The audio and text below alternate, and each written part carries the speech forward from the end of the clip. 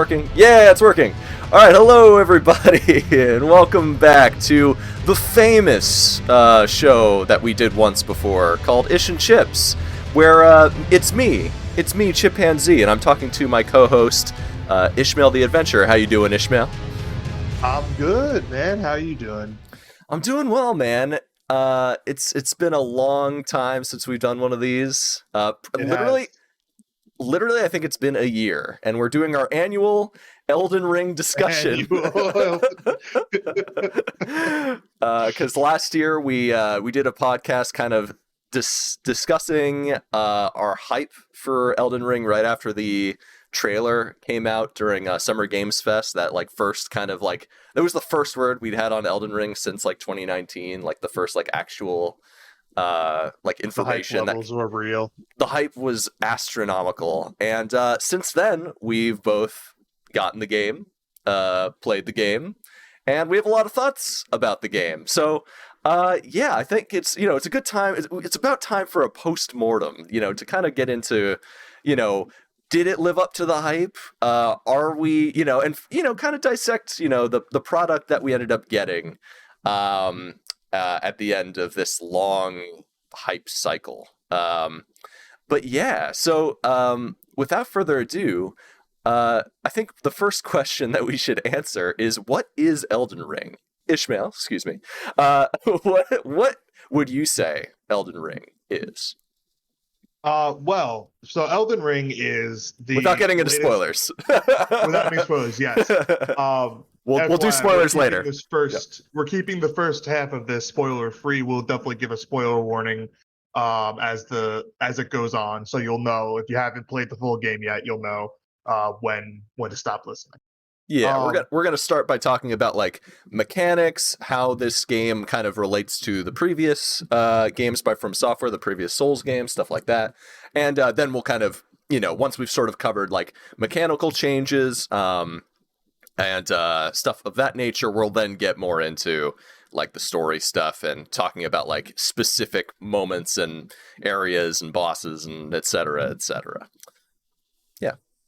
So anyway, what is Elden Ring? Elden Ring is the latest video game title in From Software's collection. Coming off of the heels of their other titles, Sekiro, and their former titles, Dark Souls. Elden Ring is a fantasy Souls-like open world, very open world, more open world than any of their previous games. The openest world, you might say. The openest, yes. At least that they've ever done. That From Software. Jar of pickles that's been freed. Something I don't exactly like that. That's about it. That's the 20-second summary of Elden Ring. I'm gonna put that on the wiki. But yeah, jar of pickles. I should have just read the wiki. That's honestly, that's not a bad idea. Elden Ring? I don't know. Fucking read the wiki. Yeah, read the fucking wiki. But yeah, so yeah, you're basically right on the money. Yeah, it's From Software's new title. It's their first foray really into kind of a true sort of Skyrim-esque or Breath of the Wild-esque open world, and it's pretty cool. Pretty cool. It's definitely FromSoft's biggest project to date, and it feels like kind of a amalgamation of sort of everything that they've done before. Yeah, so without, we're going to get into spoilers later, but without spoiling anything, what are your, you and I have been kind of we were texting back and forth while we were playing the game, giving each other tips and asking hey, have you run into this? Have you run into that? But I actually haven't gotten your sort of your general opinion on the game yet, Ishmael. So how do you feel about this game, having beaten it? You beat it a while ago. I just beat it 2 weeks ago. It's been out for 4 months now. Yeah.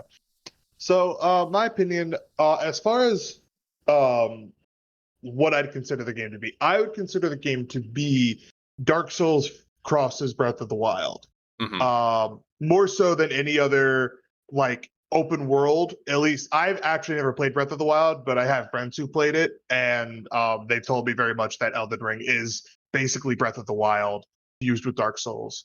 Um, so I take their I think that's the best description of it. As far as what I like about it, what I dislike about it, overall, I think I would say I liked it. I the game was $60. I put 130 hours in just my first playthrough. It's a And I long definitely game. plan on it is a long game. I plan on putting more hours in, so I think I got my money's worth. I think it was good. I think it was there were parts of it that did disappoint me. Hmm. It wasn't perfect, and I think the last half of the game suffers a little bit, Yeah. and I'll get into that later. Yeah. But overall, I would say it was good. I would definitely give it at minimum a 7.5, at maximum a 9. Um, Yeah. Hmm. Something in between those two. I'd probably leaned higher towards a 9. Hmm. But if I had to be very harsh, I think the lowest I could give it is a 7.5.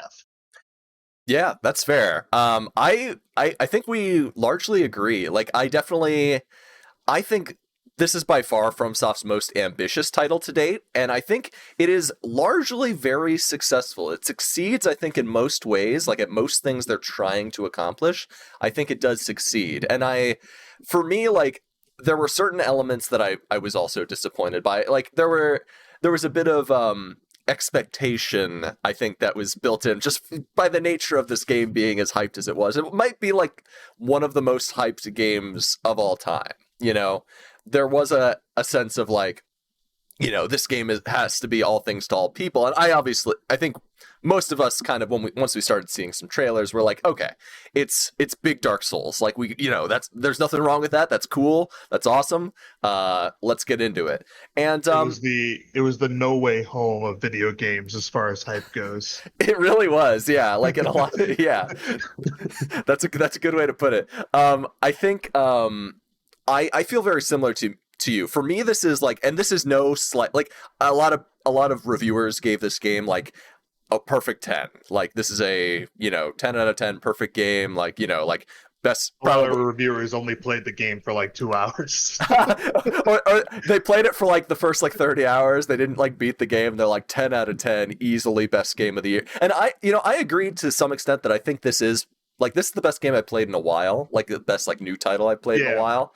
And it's also it's like up there with my favorite games from FromSoft. And as I've said online many times, like Dark Souls 1, probably my favorite game of all time. Bloodborne, also in my top 5. This for me is like, I really, really like Elden Ring. For me, it's like one of FromSoft's better games. Like, to me, like, it might, like, I think even objectively speaking, it might be like their best. But like, for me personally, I give it like, it does kind of start to fall apart a little bit in the back half. There's still a lot of good stuff there. And I think overall, I would say it's one of their more consistently strong titles.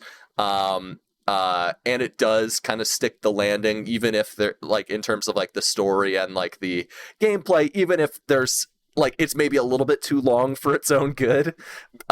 It's definitely worth the money. It's definitely worth the $60. Like, I played this game. My first playthrough was like 175 hours long, because Yeah. I'm such a completionist. I want to see everything. So it took me a lot longer. And I was also doing a playthrough, which is on my second channel. Check that out down below. But Link in the description. link in the description. Shameless plug.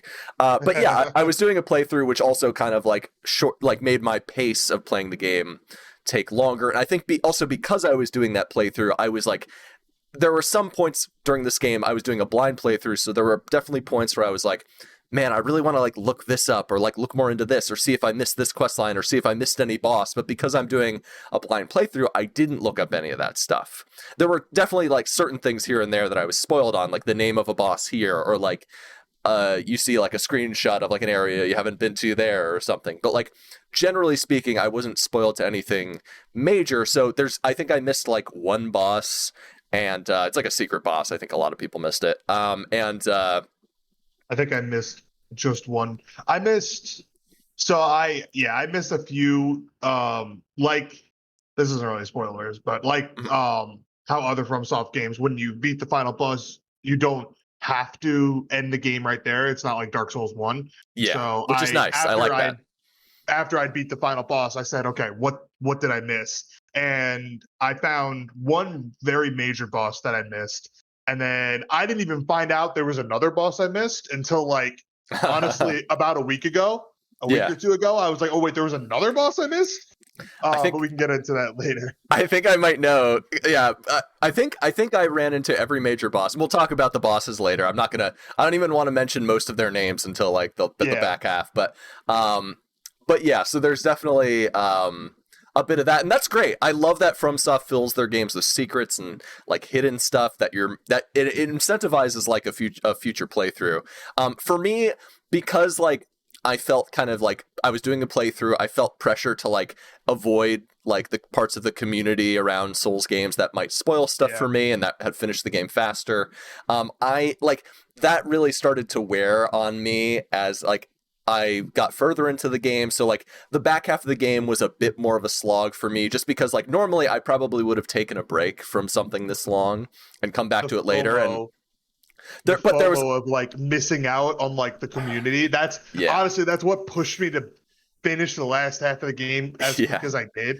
Was because like I kept seeing like this streamer, this YouTuber, this person beat it, and I'm like, oh my gosh, I'm missing like in the last couple of years, one of the things that I picked up from these games is the community aspect of it. When I first played Dark Souls 1, it was a very solo thing, and then like when Dark Souls Remastered came out, the only reason I had bought it was because I wanted to engage with the community. Like I didn't need Dark Souls Remastered, but I knew that there was going to be a surge of multiplayer, there was going to be a surge of people on the game, and I wanted to be a part of that. I wanted to see all the fresh messages on the ground. I wanted to, be invaded. I wanted to invade other people. So like this time I was like, I wanted like to get in. I didn't want to have any spoilers, but I also wanted to like have that community engagement. And then like, 110 hours in, I'm sitting there and I'm like, I feel like I'm close to the end, but like people are already finishing. I gotta get done. Yeah, no, absolutely, dude. And for me, it's like it was a combination. It was like the two wolves inside of me. The wolf that's like, I wanna pace myself and just like enjoy the experience, and the other wolf that's like, I wanna read all of the like lore stuff. I want to like engage with the community, talk to my friends about this so bad without worrying about like being spoiled to stuff. And I was just like, the two wolves inside of me kind of like sort of tore each other apart, which is why the back half of the game, like even if you watch my playthrough, you will see that like I become like, I get less and less patient with things, especially with like the open world stuff, which we'll talk about shortly as time goes on. And like it just like it became a point where like by the time I was like kind of up against the final boss, I was like, oh, like even though it was cool, like I was like, God, I just need to get through this so I could see a fucking ending. Like I just need to be able to see an ending so I could talk to people about this and end this goddamn playthrough. It was super really fun crazy that John Elden Ring showed up at the end as the final boss. Yeah, John Elden Ring was definitely. I can't wait to get into the lore about John Ring over there. But yeah. But like, don't get me wrong. I'd been wanting to do a let's play, like a blind let's play of a Souls game since Dark Souls 3. And I just didn't really have like the setup or like the capital or like the technology or like sort of like the space to do something like that. So finally getting to do it is like a massive accomplishment for me, and I'm really excited that I got to do it. I'm happy that I did it. But at the same time, it did kind of like by the time when I actually finished the game, I was like, man, like it was like it took me like it's been 2 weeks since then, and now I'm looking back on like the early game, and like I've started like playing the early game a little bit again, and I'm like, you know what, those early hours were something really, really special. And even if the back early hours were really good, so good, and like even though like I think the back half has some really strong stuff as well, it's just like I forced myself through it, and I wish I like if ideally I wouldn't have done that. And I think that kind of, but I also can't like take away from my like that being part of my experience. And I do think there are some weaknesses that kind of really kind of show themselves in that back half or that back section, that kind of like last fourth, last third.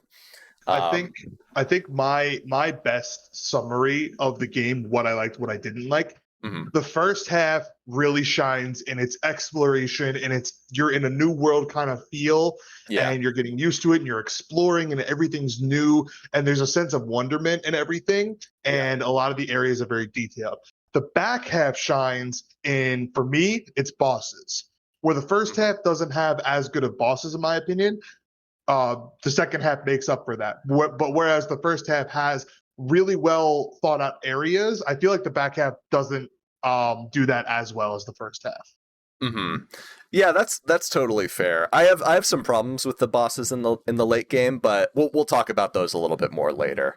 I do think a lot of them are pretty good though. And like it's for me, it's like and we'll talk about this a little bit more later. Like the last like third of the game kind of having a little bit less open world stuff and just kind of becoming sort of more of a traditional Souls game with like dungeons and spokes and bosses and stuff kind of was like the thing that I needed to kind of give me that last like boost of energy to like push through the game, because I'm like, okay, now we're getting into like that good Souls shit, and we'll talk more about That like good.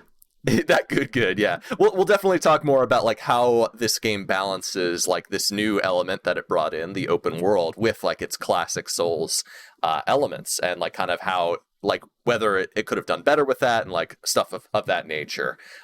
With that, I think it's maybe a good time to sort of get into like some of the features of this game. Like I think it might be good to start with like what are some of the returning features and mechanics that were brought over from Souls, and then we can kind of talk more about like some of the features that were new. We kind of speculated on this back when we did our initial podcast about the trailer. We kind of had some information from interviews and kind of dissected the trailer to see what we could determine. But now we played the game and we just know what's new. We know what's returning. So would you want to maybe kind of mention some of the stuff that is returning, just so that I have one thing to say. sure. I don't care what the fuck they're called. It's bonfires, Estus flasks. I don't care what they're called in this game. I don't give a shit. Because 130 hours in, I still have not stopped calling them bonfires. I've internalized bonfires to such a degree that I will never call something a site of grace. It's always a bonfire to me. Anyway, there was a couple things. It's the classic FromSoft stamina-based combat. They didn't actually have that in Sekiro. They had the posture-based combat, which I actually liked a lot in Sekiro. Yeah. It was a nice change, but this return It was interesting. With this game really is, if you're gonna compare it to any other FromSoft game as far as gameplay goes, it's Dark Souls 4. It really is. It feels like Dark Souls 4. It plays like Dark Souls 4. The combat feels basically identical except for a couple of the new things they added. But when you're on foot, most of the stuff feels like Dark Souls, but a lot more fluid. The hitboxes in this game are amazing. And it's you play some Dark Souls 1 specifically. Like I remember there's an area you go to the sewers. Right when you get into the sewers, there's that room full of hollows. And there's that little drop off right next to the stairs. You can hit that hollow that's down there from like a mile away. The hitboxes are so janky. In this one, in Elden Ring, you don't get any of that. The hitboxes are very clean in this game, at least when it comes to regular enemy types. Yeah, I agree. But yeah, I mean, yeah. So you mentioned like bonfires. They're called grace checkpoints here, but they're back.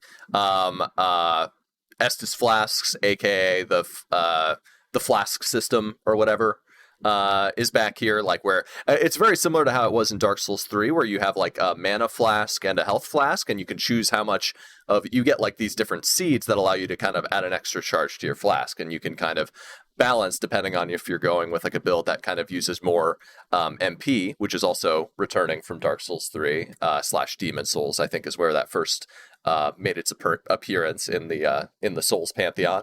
And Ashes of War, which are weapon arts from Dark Souls 3. I think that's so. We're definitely gonna talk about Ashes of War.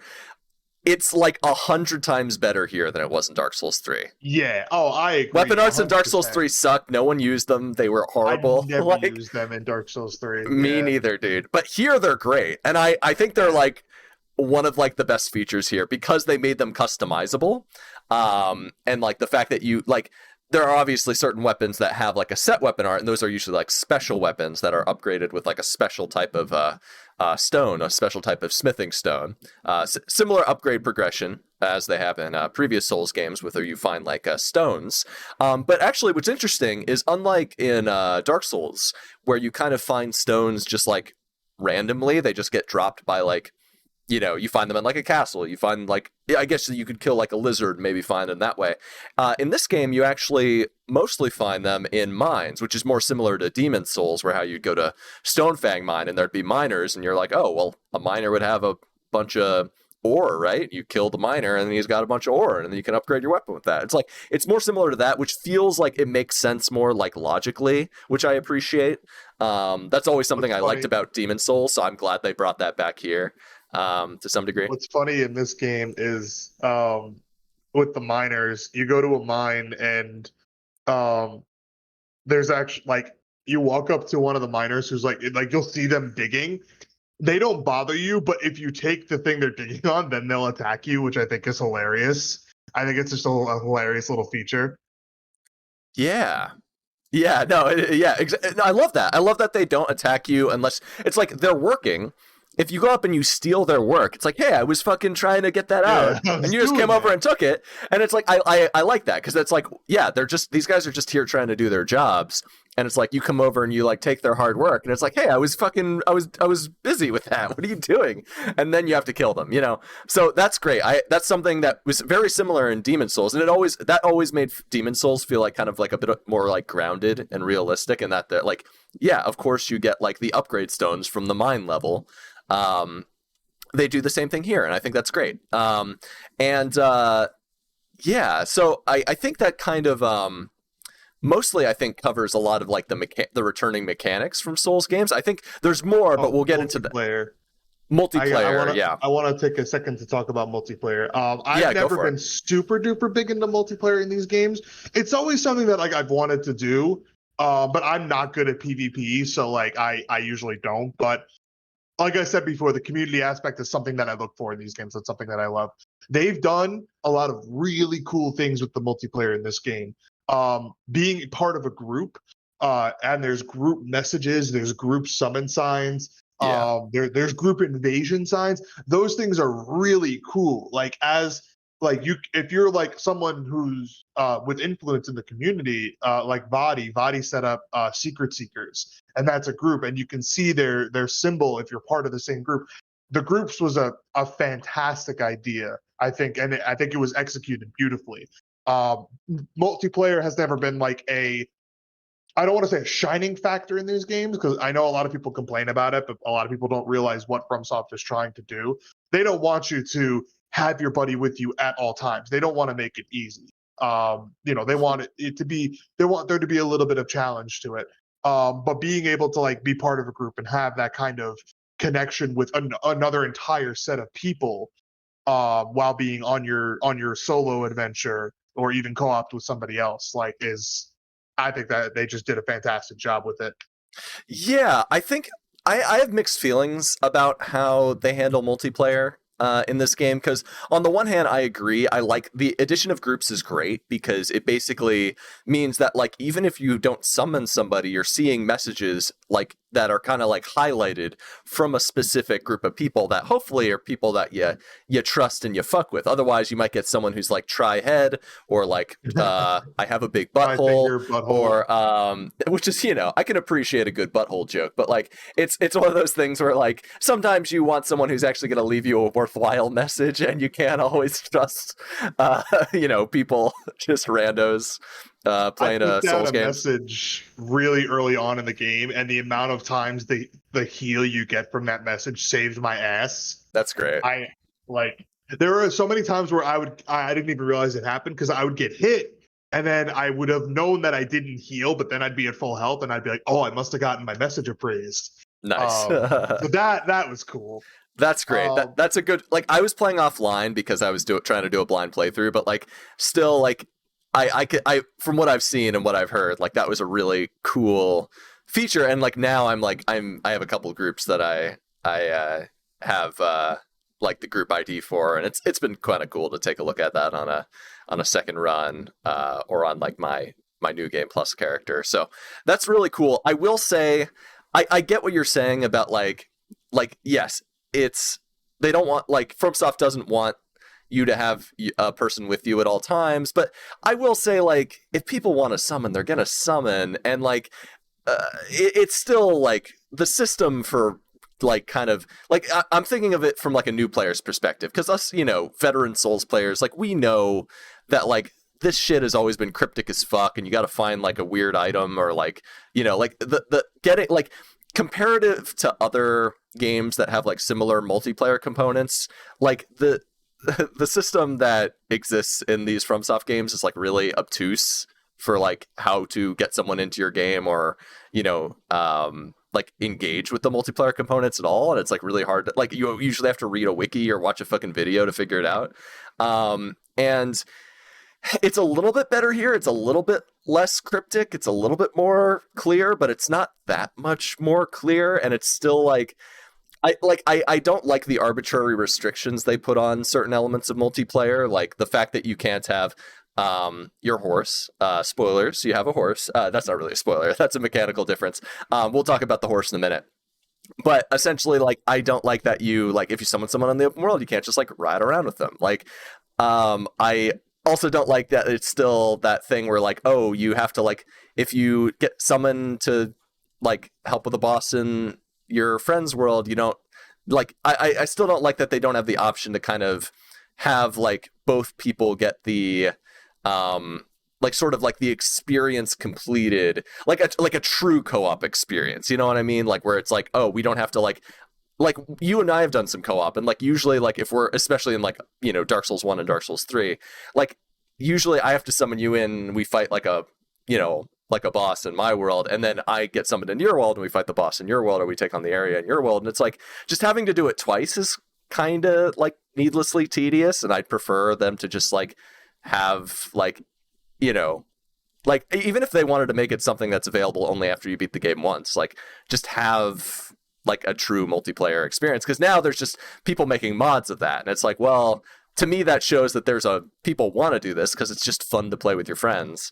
But like FromSoft just hasn't, like, because I don't know, they aren't interested in making which is fine, they don't have to, but it's like people are going to do it anyway, and it's like there's clearly a demand for it. So I don't know, I think it'd be cool if they implemented something like that, but I don't see them doing that because they haven't. So whatever. That's fair. That's just how I feel. Like, it's like, there's like clearly like people who just like, I just want to ride around and jump, double jump on a horse with my bros, and it's like nothing wrong with that. Like, that just sounds like fun to me. But yeah.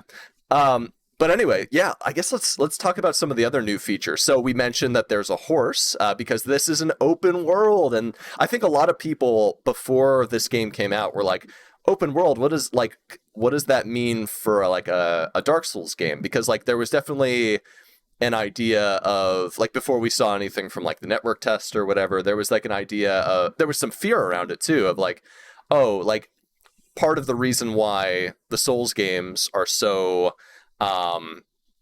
like lauded and so like appreciated is because they have this really intricate and detailed level design. So if they introduce like an open world like around all of this, like around their dungeons or around this or around that, like that's gonna kind of spread the sort of like the development like tools and like the the essentially like the effort that needs to be put into creating this world. Like, it's gonna maybe take away from like what people actually really liked about these games in the first place, and there was like a genuine fear that a lot of people had, and I think I shared that as well. Like, I was excited to see how From would do an open world, but I was also like a little concerned. I was like, well, okay, hopefully they still have the like the classic dungeon design, and that's still something that comes through, and hopefully the world isn't like too much of like an Ubisoft like nightmare checklist monster of an open world game, or like kind of like not like a shitty open world, but like a very interesting and rich and detailed open world. And like, I think I can only speak from my own experience here, but I think the general consensus is this world is very for the fact that it's an open world, it's very dense with content and like interesting stuff to find. And cresting a hill is kind of like almost like turning a corner in a Dark Souls game, where like you might come upon something really interesting, and like it's always, especially in the early hours of exploring the first major area, Limgrave, it was really exciting to like just be like, oh shit, there's like what's this like weird set piece on the horizon? Let me go check that out. And like that just ended up being like such a treat. And luckily, I don't think it took away at all from from like how good their dungeon design is, because the legacy dungeons in this game are like some of the best FromSoft levels they've ever done. I would argue probably the best. But yeah, so I think we'll get more into talking about like maybe some things in the open world they could have done better. But yeah, I think overall it was a worthwhile addition, because I generally, I don't know if you feel the same way, but I generally don't feel like a lot was lost there. I think they handled it pretty well. I think so. Yeah, I felt like I didn't know what to expect with an open world going into the game, but having basically open, like, Dark Souls 1 could be considered an open world game in a way. But it was marketed as one, to be honest. It was marketed as like open, more open than like Demon Souls. It was marketed as an open world. Mm-hmm. Dark Souls is open in the sense that basically every kind of hub section acts as an intersection, and you have X amount of paths to go. This game is open world in the sense that you're dropped in the middle of the world and you have 360 degrees to go. So this is, whereas Dark Souls might have been open world in the sense that you can choose a path, this game is a lot more open in that you have full exploration of the entire area. Like Dark Souls, they put a cliff or they put a mountain, something to block you. This, you have like you walk out into the first area and it's basically an open field. And you can go from one end to the other. You go down, you're on a beach. You go up, you're near a castle. You're on a hill, stuff like that. So, and then they have these large open world sections, and then inside are the legacy dungeons, like you're talking about. And then those kind of become these like much more contained areas. Like at first, I felt very overwhelmed. I was like, oh man, there's so much. But then I realized that the open world part of it, it's not too densely populated where you're gonna miss a bunch of stuff. But then the legacy dungeons are more what you'd expect, like an Anor Londo in Dark Souls 1 or something like that, where there's a lot more confined spaces for you to get full like 100% exploration in the legacy dungeons. So I thought they did a good job with the open world. Yeah, and I thought they did a pretty good job of balancing between the more design spaces, like the legacy dungeons and like the caves and mines and catacombs and stuff, while also like kind of like giving the open world enough like incident and enough like how would I put it? Like enough like interesting things to find just like out in the open field, like unique set pieces and all kinds of stuff like that, and like interesting encounters and like NPCs that are just like about doing their own thing and whatnot. I think overall they did a pretty good job of like balancing that and making it so that exploring the open world leads you to like if you take the time to explore it, you don't necessarily need to explore all of it, but if you take the time, you're gonna like find something interesting most of the time. So yeah, I think that overall they did a decent job with that. Obviously they needed to add horseback riding. I have a bit of a bone to pick with the horseback riding section. Oh, okay, we can talk about it. I'm interested to hear what you have to say about that. So, as a FromSoft veteran, you're standing in front of an enemy. You see him about to swing. Mm-hmm. What do? You block, dodge, or run, or attack back. Parry that shit. Most of the time, what do you personally? What do you think you're doing in that situation? What is your instinct? What's your muscle memory going to tell you to do? Roll. Exactly. We've been conditioned to use, on my controller, it's the B button. To use that B button anytime we think that we're about to get attacked. And now they introduce horseback riding. and they introduced a nice little thing called, it's known as a dash with the horse. Yeah. But here's the thing. This button, this mechanic, this maneuver that we've been introduced to do that normally would give us iframes, they introduced the horse. They didn't give it fucking iframes when you dash. Yeah. So the first 60 hours of the game, and honestly probably more towards the end, even at 2, I was trying to dash to try to get those iframes, and I wasn't. And I wouldn't be so mad about it if we weren't so conditioned to use the B button like that. Mm-hmm. But the fact that it's so instinctual, it's muscle memory, and that the horse doesn't have iframes. That was my only complaint. Actually, I had another complaint about it, but that was my major complaint about it. Other than that, the horseback riding was generally pretty well done, I thought. That was about it.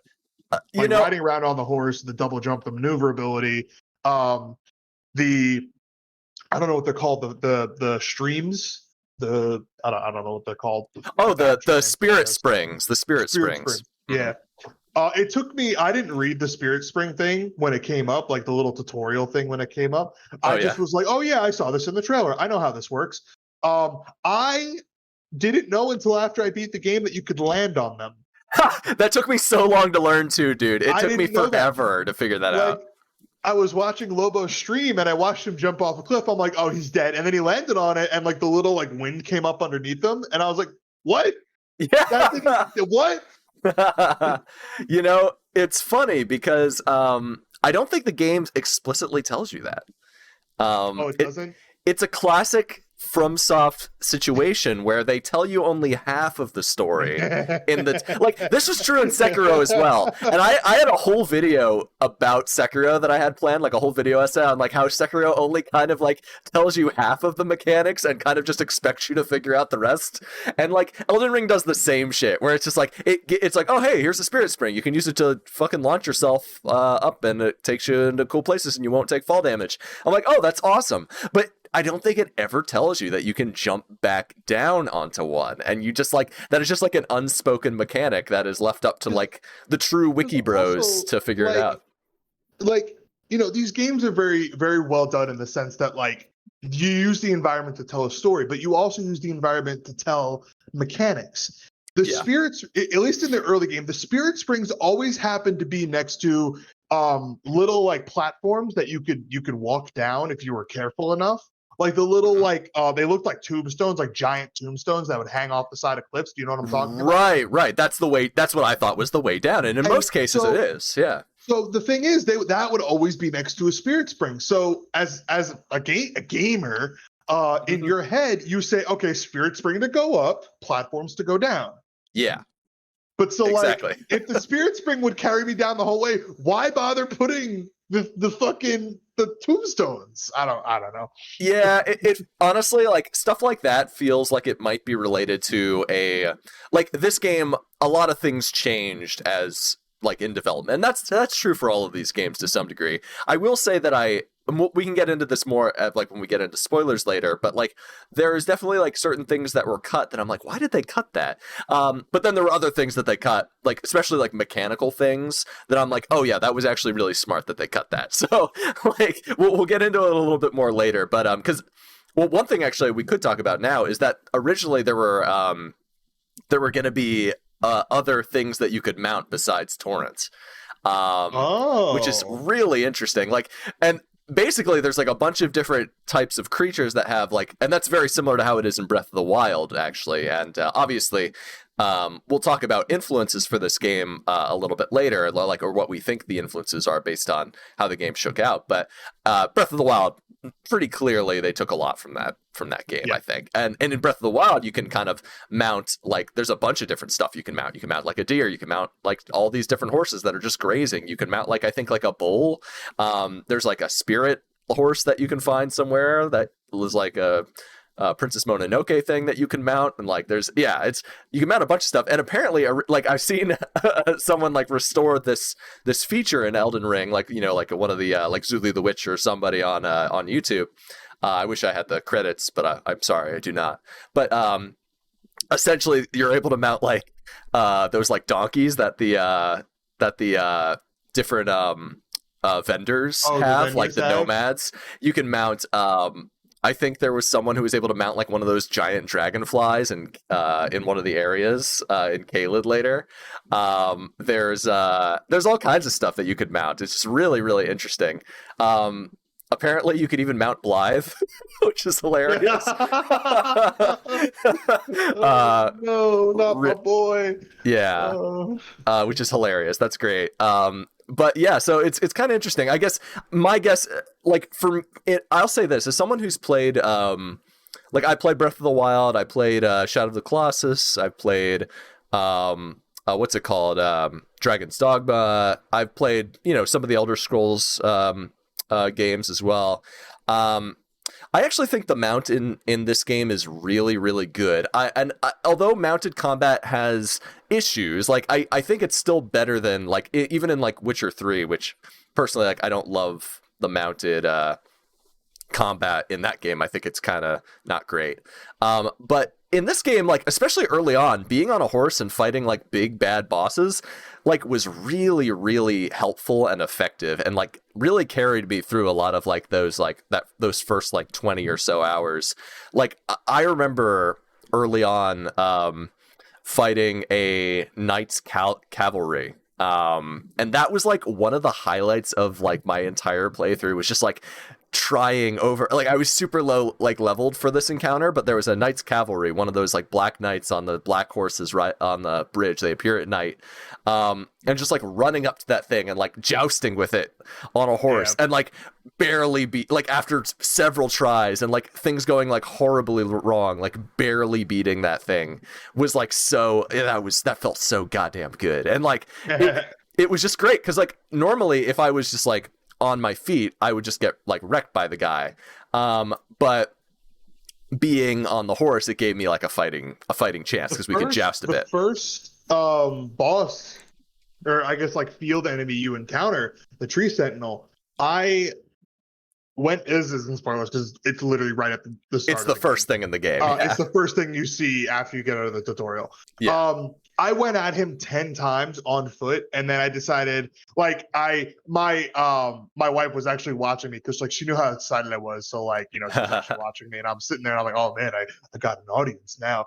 So like I'm fighting this tree sentinel, getting my ass whooped, and then I'm like, normally I would literally stay here and keep fighting, but I don't want to bore my wife to death. I'm gonna go do something else. I went and eventually I got the horse, and then I'm like, I got torrent, and I'm like, okay, I'm gonna go back to fight the tree sentinel. By then she already went to bed, so I was like, okay. And horseback on fighting the tree sentinel was a lot easier. Yeah.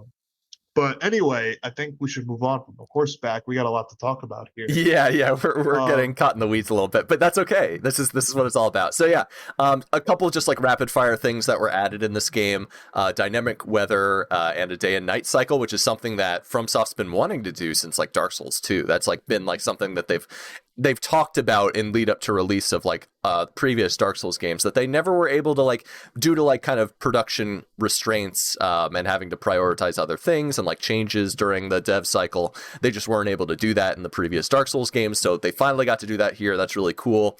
They brought like the sorry, just a quick note on that. I feel like the weather didn't do anything. No, maybe they wanted to implement mechanics. The day and night cycle was interesting because I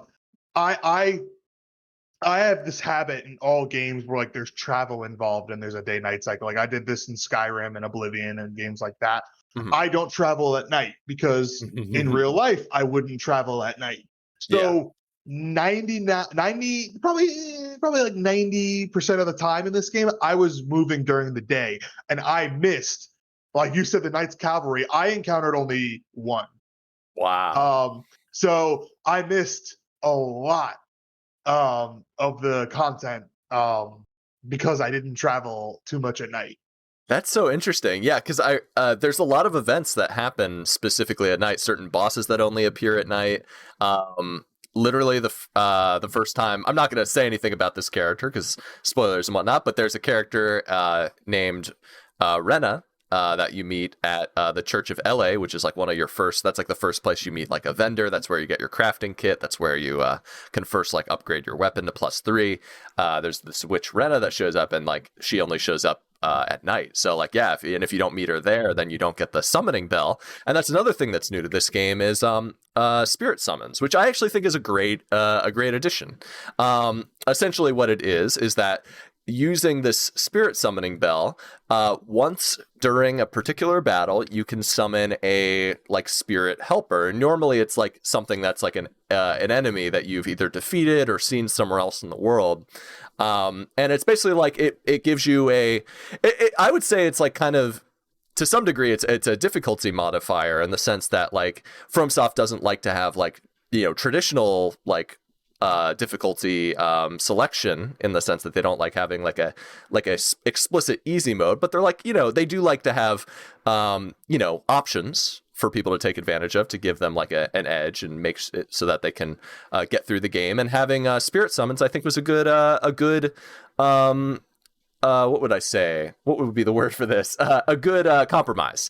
And it's also just fun. It's fun to collect your little Pokemons and have them fight with you. And like, especially like when there's like gank encounters, when you're up against like a whole army, like a whole camp, or even just like against like two bosses at once, which happens a lot in this game. Having a spirit helper can be a lot of fun, and there's even a little bit of strategy to it, because sometimes you'll want to have like someone who's like a tank, but like can fly around, or be at a distance, and shoot people from a distance or whatever. Sometimes you want someone who's just strong and can like soak up damage. Sometimes you want someone who's like a glass cannon. There's some interesting strategy to it. It ended up being a feature that I really enjoyed engaging with, because I didn't summon like any like external help, but like sometimes if I'm up against a real tough boss, or like I'm just like banging my head against the wall, or if I'm up against, I'm getting ganked by like a whole squad, it's like sometimes you just need a little bit of you need a little helper to help you get through that, and there's nothing wrong with that. I appreciated that quite a bit. Did you engage with that mechanic much at all? I didn't touch Spirit Ashes too much. I didn't even realize you could really level them up until like, I don't know, maybe like by the time I was already pretty comfortable with fighting. And I'm also an old stubborn goat, so I refuse to like take any additional help when playing these games. Yeah. I have to solo everything. So that's the difference between you and me. That's the difference between you and me. I'll do whatever it takes to win. I don't care if it's cheap. Me like soloing, and I don't judge anybody else for how they choose to play the game. I understand that I am a stubborn fucking goat, and I need to get with the times, old man. No, there's nothing wrong with brute forcing it. That's cool too. Yeah. So there were very, very few times where I actually felt the need to do the Spirit Ashes. As you said before, there are a lot of duo or gank battles in this game, and there were a couple where I kind of got sick of it, and I was like, all right, fucking, you're gonna gank me? Well, two can play at that game, bitch. Get ganked, baby. Just because we'll get into the gank battles later. I got a thing or two to say about the gank battles, but same. But yeah, there's also stealth returns from Sekiro, which is great. Good to see that back. And it really does add like a new dynamic to just like general like exploration and encounters, because there's a lot of like field enemies in this game that like I think especially early on you're kind of supposed to avoid. Like there's like giant plants that like just have a ridiculous fucking amount of HP. So it's like, do I really want to spend all day killing this guy? No, I'm just going to stealth around him so he doesn't notice me. Or like, giant bears that will just maul you to death. Like those things are absolutely the most like those are the most fucked up enemies in the game. They're just so, I mean, no, actually there's stuff even worse than them, but like there's definitely enemies that it's like, this guy was put here so that like you're not necessarily, I think in general you're not necessarily supposed to clear everything in the open world, like in past Souls games where clearing an area kind of rewarded you with the ability to explore everything. I think in this game there's a lot more, especially in the open world areas, there's like enemies that you're kind of supposed to like, you can like try them, but like you'll lose a lot of your flasks unless you're like a real MLG gamer. So like there is incentive to kind of engage with the stealth system. And there's some cool reasons for doing that, and it's just nice. It's nice to have the option, even if as the game went on, I used it less and less. Dedicated jump button is back, which is great. It's good to have the option. It adds a lot of interesting levels to like the level design, especially in like the legacy dungeons. Just having the ability to jump makes such a difference there. Not only dedicated jump button, but an actual jump, because like Dark Souls 3 had a dedicated jump button, but it was still like you run, you jump, and you jump maybe like a foot in the air, and then you move forward maybe like 2 feet. This game, it's an actual jump, which you jump up instead of forward, basically. Yeah. And real quick, just on the topic of jumping, the maneuverability in this game was something that I didn't realize was such a feature until like the 3rd legacy dungeon, when I realized like, oh wait, I can jump on the railing here. And then like it would open up an entire new section of the whole area, and I'm like, oh wow. And that was something that took me a while to understand, but the dedicated jump button, I feel like, allowed them to kind of hide a lot more little sections and just create. Yeah, it was. I enjoyed having that feature and being able to exploit it. I say exploit it, but really it was in the way that the game had intended, but felt like exploitation. It adds a whole new dimension to exploration, and like especially I think in the legacy dungeons it really shines through. But yeah, and then guard counters are a new feature as well. It's kind of like, so this is kind of cool. So in previous Souls games they had the option to parry or to do like a shield bash type of thing. And parrying is cool, but I'll be honest, even as someone who's played like every Dark Souls game except for Dark Souls 2, like I never really got good at parrying. Like I still have like in Dark Souls 1 I'm probably best at it, but I'm still have trouble pulling it off consistently even till this day. So having guard counters I think is like a really cool way of like kind of incentivizing more like defensive play. I think it just adds to the general kind of build variety that Elden Ring has and maintains. Like I think this definitely, of all of FromSoft's recent titles since they started making these Souls games, I think this definitely has the best build variety overall. I want to say that if you're struggling with some of the like areas in the game, like not bosses, but like areas and like getting overwhelmed with enemies, I'm telling you, one tip for you: guard counters are fucking broken. They're so ridiculous mainly because A, you get to guard and block, and B, most enemies will get staggered into a riposte position from a guard counter. Yeah, I mean, like at least like most like normal enemies, like a giant sized enemies, a giant bear or a giant prawn won't necessarily get staggered. The idea is if you're able to block their attack like reasonably, like a soldier or like one of the imps in one of the dungeons, if you're able to reasonably block their attack, use the guard counter, trust the guard counter, because the guard counters are a little broken against like soldier type and like humanoid type enemies who like wield weapons. Absolutely. And I really heavily relied on both like shields and guard countering early on. Because I had like a polearm weapon, I had like the partisan for a while. I stopped using it at some point because I went basically at some point in the game I went power stance. I started being into like dual wielding with like katanas and whips and twin blades and stuff because I just found like weapons that would work for that, and I just got like really into like I went like full offense like kind of like for the second third of the game. But then for the honestly the final stretch of the game where you just kind of, it's like a bit of a boss rush towards the end, without saying too much about like any of like the actual events there, like I was having a lot of trouble with a lot of those bosses because like earlier on I was kind of like at the point where I could like trade with bosses or kind of even stun lock them to some degree with like my aggressive play. But when I got towards the back half, I'm like, man, I'm getting fucking rocked and I can't stun lock. I can't stun lock or like make any of these guys like flinch. Like they're just powering through everything I do. So like going back to shield at that point in the game was actually really helped me with the final few bosses, the final like 4 or 5 of the game, and it like really made a huge difference. Like it allowed me to actually like go from getting like my ass handed to me to like actually standing a fucking chance. So yeah, like definitely like, you know, I kind of want to, apparently great shields are really, really like fucking OP in this game. I might want to look into that on a future playthrough.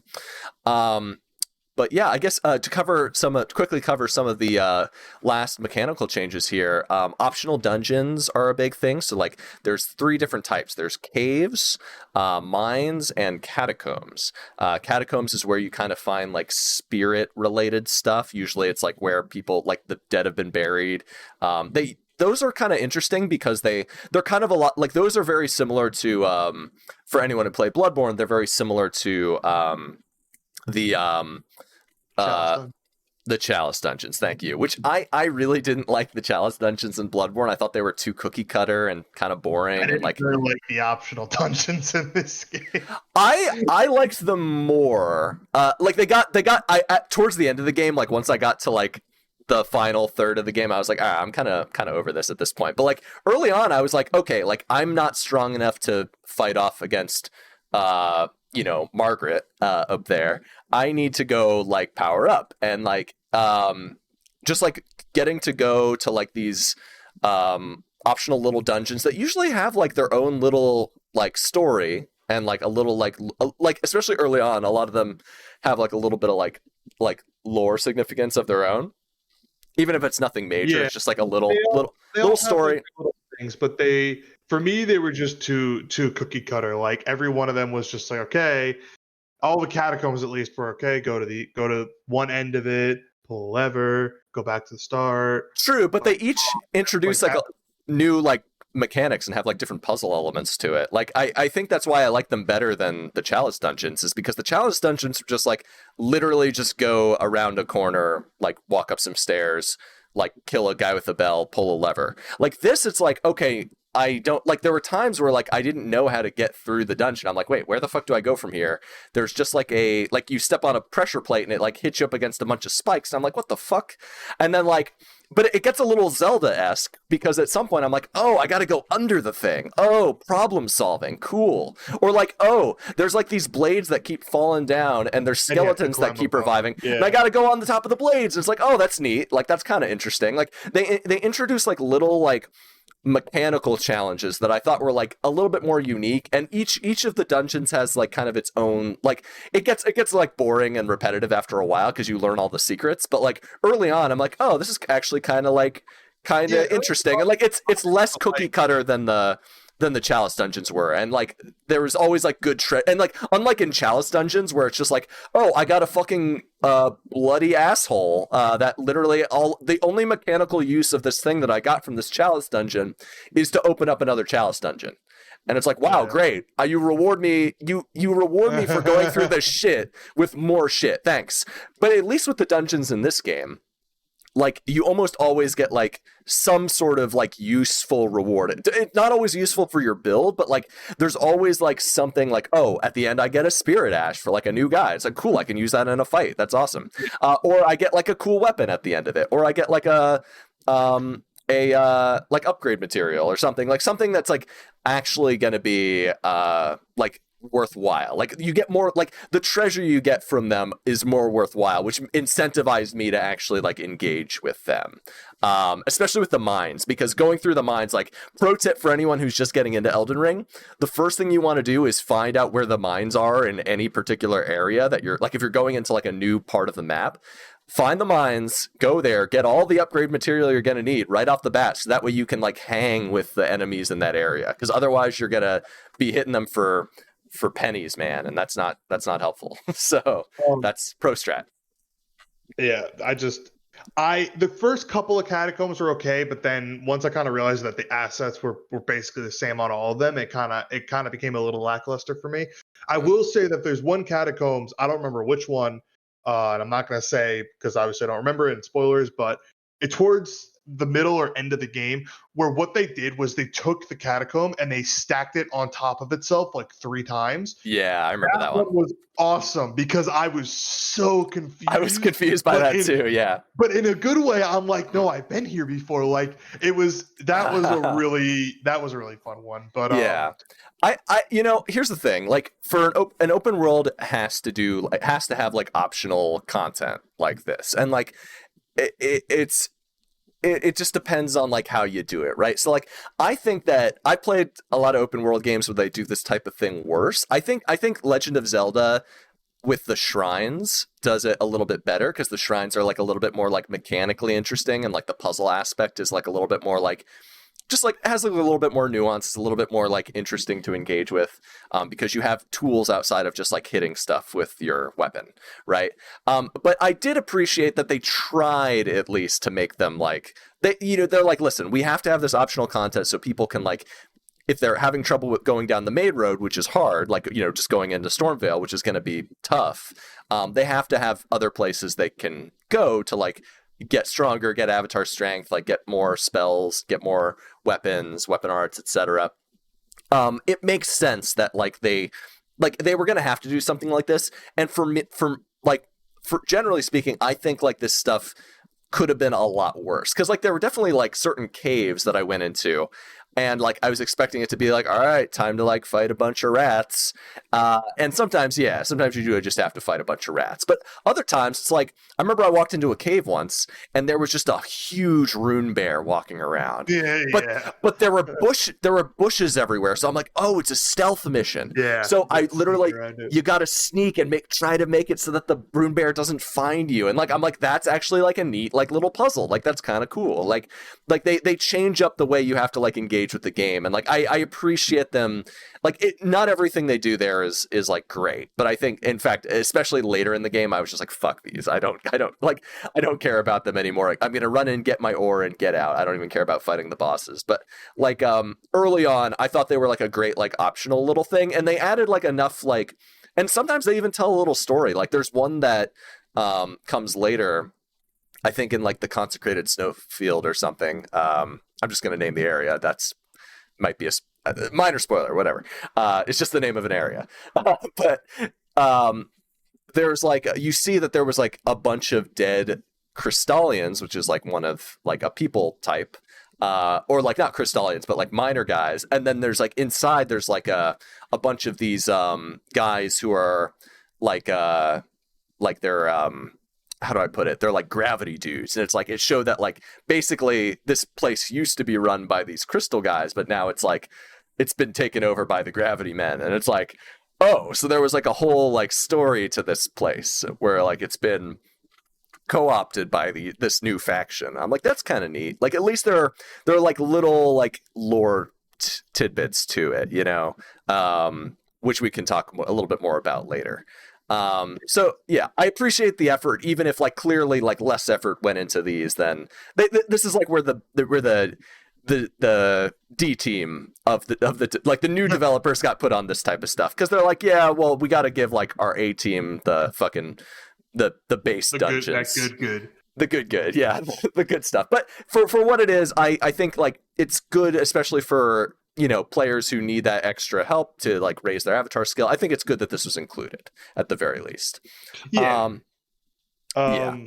Anyway, we talked about weapon arts and stuff like that before. Yeah. I guess we already mentioned weapon arts. Like, so yeah, we can kind of move on.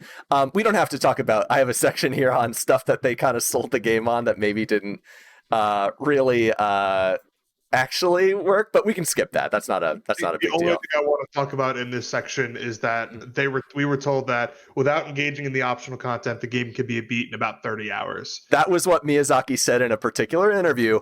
Miyazaki, you're on some bullshit. That's some bullshit right there. No way. That's like the time he said the pendant was like the most useful item in Dark Souls 1. It's like equally as much of a lie. You fucking liar, Miyazaki. But yeah, I guess to wrap up the mechanics section, of the new mechanics and features that were added, like which did you appreciate the most, Ish? I feel like the open world is the obvious answer, so I'm not gonna count that. as far as new actual mechanics, I think guard counters, they're so useful. I didn't use them as much as I should have. By the time I had realized that they were this useful, I kind of I was like close to the end of the game, so I was basically only fighting bosses. But on my second time around, like I was like, oh man, guard counters are like so much fun. Oh yeah. And like hitting a good guard counter almost feels as good as hitting a parry. Yeah, it And feels great. one thing I wanted to mention before was that parries in these games have always been fun, but Dark Souls 1 mastered the art of parrying. Parrying in Dark Souls 1 just felt so fucking good. And parrying in Dark Souls 3 did not feel as good. And yeah, it was also harder to pull off because there were more like delayed attacks from enemies and stuff like that. They specifically kind of tried to bait you into doing parries a lot in Dark Souls 3 and then kind of would like fuck you for it with like having someone like basically one-shot you. So it was like, oh, come on. But the parries in this game feel almost close to as good as Dark Souls 1. So that's nice. I think dedicated jump button, now that I'm looking back at the list, just because like I said before, like it opened up so much areas and there were so many times where I had this moment of wonder where I'm like, oh, I can jump up here. And then I was like, oh shit. And like there was like more content. Like that happened so many times and I kept getting caught off guard by it in a good way. So I think I'm gonna say that was the one I appreciated the most, was the dedicated jump button. That's a great one. Yeah, I think for me it was probably like there's a lot of stuff. I love torrent. I love that torrent can double jump because like in so many other open world games, like I'm thinking Witcher 3 specifically, Skyrim a little bit, as well as Breath of the Wild, especially Breath of the Wild. In Breath of the Wild, you like didn't have a dedicated horse like you do in this game, but you would essentially, you'd find a horse, you take it to an inn, you could have up to 5 horses, you could store them at like a specific place and you take them out to get places faster.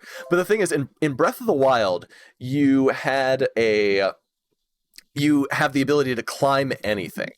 And then also your glider, which if you climb something and jump off of something with your glider, that is literally like the best way to get around in that game. So a lot of times you would take a horse up to like the top of a mountain, climb the rest of the way without your horse because your horse can't get up that steep of an incline. And then you jump off of it, but then you'd think twice about jumping off of something because you know you'd have to go back to retrieve your horse, and your horse would just be lost on top of a mountain. And like it's like most of the time you're like, I don't want to go back and fucking get the horse. And then, but then you're just like, but it makes you think about it. And like, I hate that in like in Ghost of Tsushima, they fixed that by just like every time you call your horse, even if you leave your horse behind to like climb or run or jump around, you can just call your horse and it'll appear. And same thing with Witcher 3.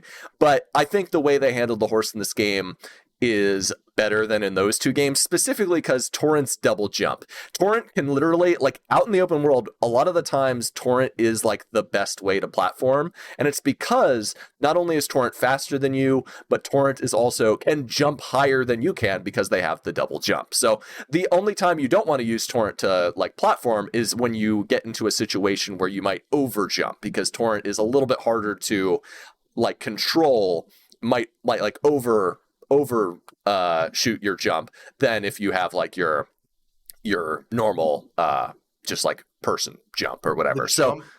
The jump also, the double jump, I just want to, because I was just thinking about this now, because other games that do double jump, a lot of the times you're locked into wherever your starting position on your jump was. So like, let's say you're facing north, you jump, in other games, you'd be locked to some northern position because of the way you jump. In this, you jump, your second jump isn't determined by your first jump. You can jump any direction from the start or from your second jump. So like you could jump forward and then do a 180, which was really cool. There are so many times I almost jumped like straight off a cliff and then I jumped back using the double jump and it saved my ass, dude. So like, that like Torrent and the double jump is like basically revolutionizes horseback like traversal. Makes like in so many games, like being on your horse can so often be like more of a hindrance than a help. And in this game, they just make it unequivocally a help like 90% of the time, which is awesome. And I think the other thing for me, the other like new mechanic that I really like is the Ashes of War, because like we talked about it in Dark Souls 3, that the biggest issue with the combat arts in Dark Souls 3 is that they weren't super varied, but also they were specific to the weapon you were using, making them customizable so that way you get an Ash of War, you tie it to whatever weapon you want, basically. So you get a really good one, you're like, but you find a new weapon that you like the moveset of more. It's like, well, I'll just tie this new Ash of War to that weapon, and now I have like still have my cool ass move that I like. And a lot of times the Ashes of War are like pretty OP and like can like stun lock people to, or just do like a fucking huge like bleach Getsuga Tenchou and like cut someone in half. Like super, super cool shit. It gives people an option for MP to use like their mana points, even if they don't have even if they're not doing a magic build, it still gives you like cool build variety and like some cool different ways to like approach combat. And it also allows you to add different affinities to your weapon. So it's like, I like that because it takes that mechanic that was kind of like a dud in Dark Souls 3 that kind of like a lot of people, including myself and you, didn't engage with, and it automatically, like, it's like, hey, what if we like made that mechanic really, really good and like fun to engage with and super customizable, and allows for like a ton of build variety, and like also like provides you like passive mechanical benefits, like giving you like a particular affinity on your weapon. And it's like, yeah, that was like, there's so many things in this game. Like, I think Elden Ring, mechanically, I think its greatest achievement is taking things that kind of like half worked in previous games and like just making it like fully work, like altering it just a bit to like make it like, oh, you know, you hated Chalice dungeons, well, we're gonna do that, but make it completely optional, and also like make them like have like unique, like actual good rewards at the end. Or like, oh, you hated weapon arts, let's actually make that super customizable and like very useful. And like, you know, it's just like there's so much stuff like that where I think like they took a mechanic that, or like a element of a previous entry in their series, and we're like, let's actually like kind of overhaul this and like come up with a way it'll actually be valuable and like people will want to engage with it. And like, I think that's where Elden Ring mechanically really shines, is like one of like FromSoft's better games, in my opinion. They definitely took a lot of what they had in previous games, added it to this game, and made it better. Like I said, like parries was one of them. Parries was one thing that hadn't been as good as in Dark Souls 1. They made it really good in this game. It was also pretty good in Bloodborne, even though it's not really a parry in Bloodborne, but the shoot riposte in Bloodborne was nice. Yeah. Before we move on to like kind of the more story section, one last question for you. If there is is there anything about the open world, like we kind of already talked about things we think that were good about the open world, like what we think like they did well and how we think they succeeded in certain ways. I'm curious if there anything that you think they could have done better, or that like you wanted to see that wasn't included.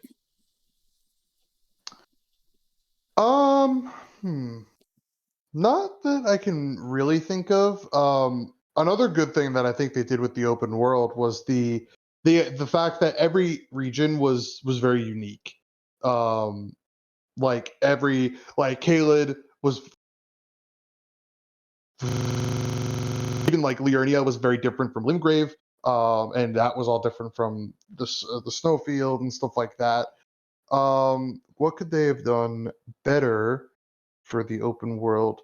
I do feel like some of like the whole the crafting and how it works with like the items on the ground, that was a little, I guess, bland. There wasn't really like anything to it. It's just like you run past a couple flowers, you hit Y on all of them, and then you go craft later.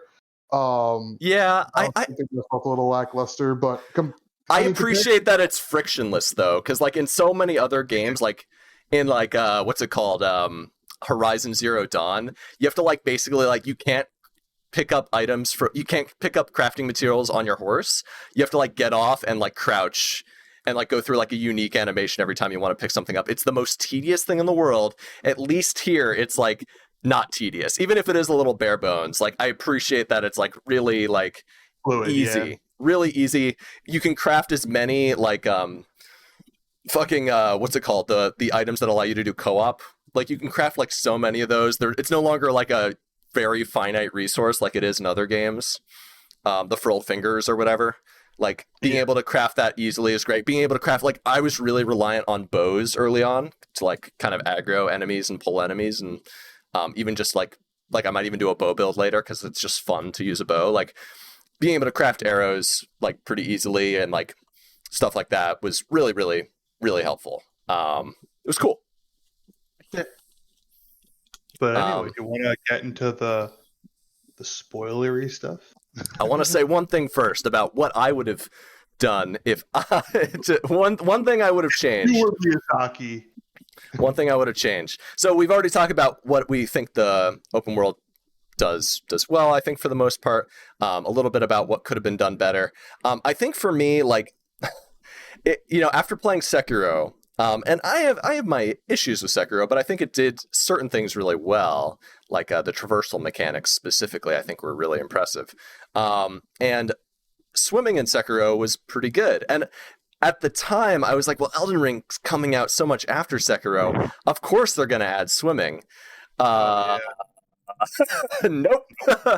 But and I remember being a little bummed because I was really hoping, like, one of the things I wanted the most, or was hoping for the most in Elden Ring was like, what if we like got to explore like an underwater like castle, like a castle that's sunk into the sea. I was like, that would be fucking sick. That'd be so cool. Or even an underwater catacomb. That would have switched the catacombs up a lot. If you had like some that have like underwater sections, that would have been cool. Yeah. And turns out that what was actually happening is after Dark Souls 3, there were two different teams. One team was working on Sekiro, another team was working on Elden Ring.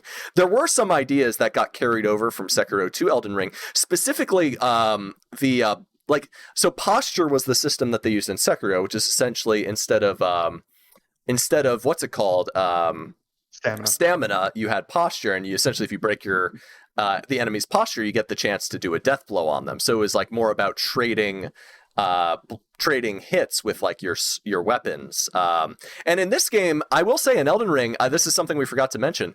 They actually do kind of have a similar system, though it's much more in the background. But essentially, like, you can break an enemy's stance, sort of. It's not exactly posture, but it is tied to stamina.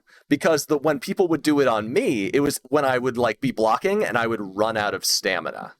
And that's when I would get broken and I would that's when I would be opened up to a riposte. And it was cool to be able to do that with not only just like regular enemies, but with bosses too. And like to have like that big golden circle appear on their chest, similar to how there was like a big red circle in Sekiro showing like, oh, hey, you have a death blow open to you. Having that be a thing in this game was really cool. And I'm really glad they brought that over because it just added like a new, element to combat. And yes, using guard counters definitely allowed for a lot of openings like that. It definitely broke people's stances and allowed for you to get like a riposte in. It was really cool here, like especially against some bosses, to like be able to like kind of fucking stun lock them or like just like, hit them with something huge and like knock them to their knees and then like just get in and or like even there's like these giant octopus guys. I love like getting to fucking shove my hand into their face, or shove my weapon into their face. That was fucking great. I was having like a bad day one time. I think I woke up on the wrong side of the bed and I was in an area with like 3 octopus guys, and they were just, I was like, it was honestly the most mad that I've gotten at Elden Ring was this fucking one day with these octopus guys. They just pissed me off, and I was like yelling at my computer like, you fucking pieces of shit, fuck you. Like I was so mad. I don't know why. I fucking hate the octopus guys. Yeah. Anyway. But yeah, I think that just having the option to riposte, like by like breaking someone's stance, is cool. It brings a little bit of that like cool Sekiro combat into Elden Ring, in a way into like the Dark Souls formula, and in a way that I think made a lot of sense. But yeah, I guess now would be a good time to take that spoiler wall down and get into some story stuff. So spoilers. So if you haven't beaten the game, we would suggest doing so. This game is very good. It's worth playing. It's at least worth trying. If you're into games like Dark Souls and the Souls games, you'll probably like it a lot. If you're new to that stuff, give it a shot. give it a shot when it, if it goes on sale, or even if it doesn't, it's still like hugely worthwhile. I think there's a lot of stuff there that makes it, at least the early game, a little bit less harrowing than some of the Dark Souls games. Like there's a lot of elements that allow for different styles of play and some mechanical advantages that will give you a fighting chance. So we highly recommend it. If you haven't played it, give it a shot. But if you don't care about spoilers, or if you finish the game, or if you're just like, at this point ready for spoiler talk, we're about to get into it. So here we go.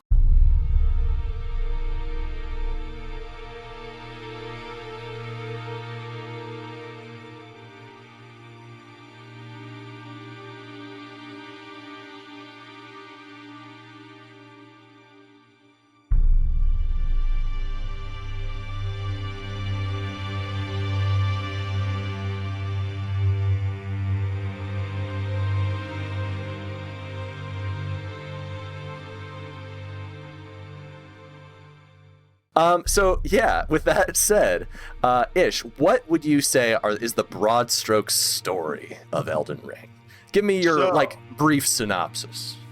So brief synopsis is, and I'm gonna start at the end of the game. Okay. Basically, some outer being, some creature or a group of creatures from beyond our world came or not our world, but the world of Elden Ring.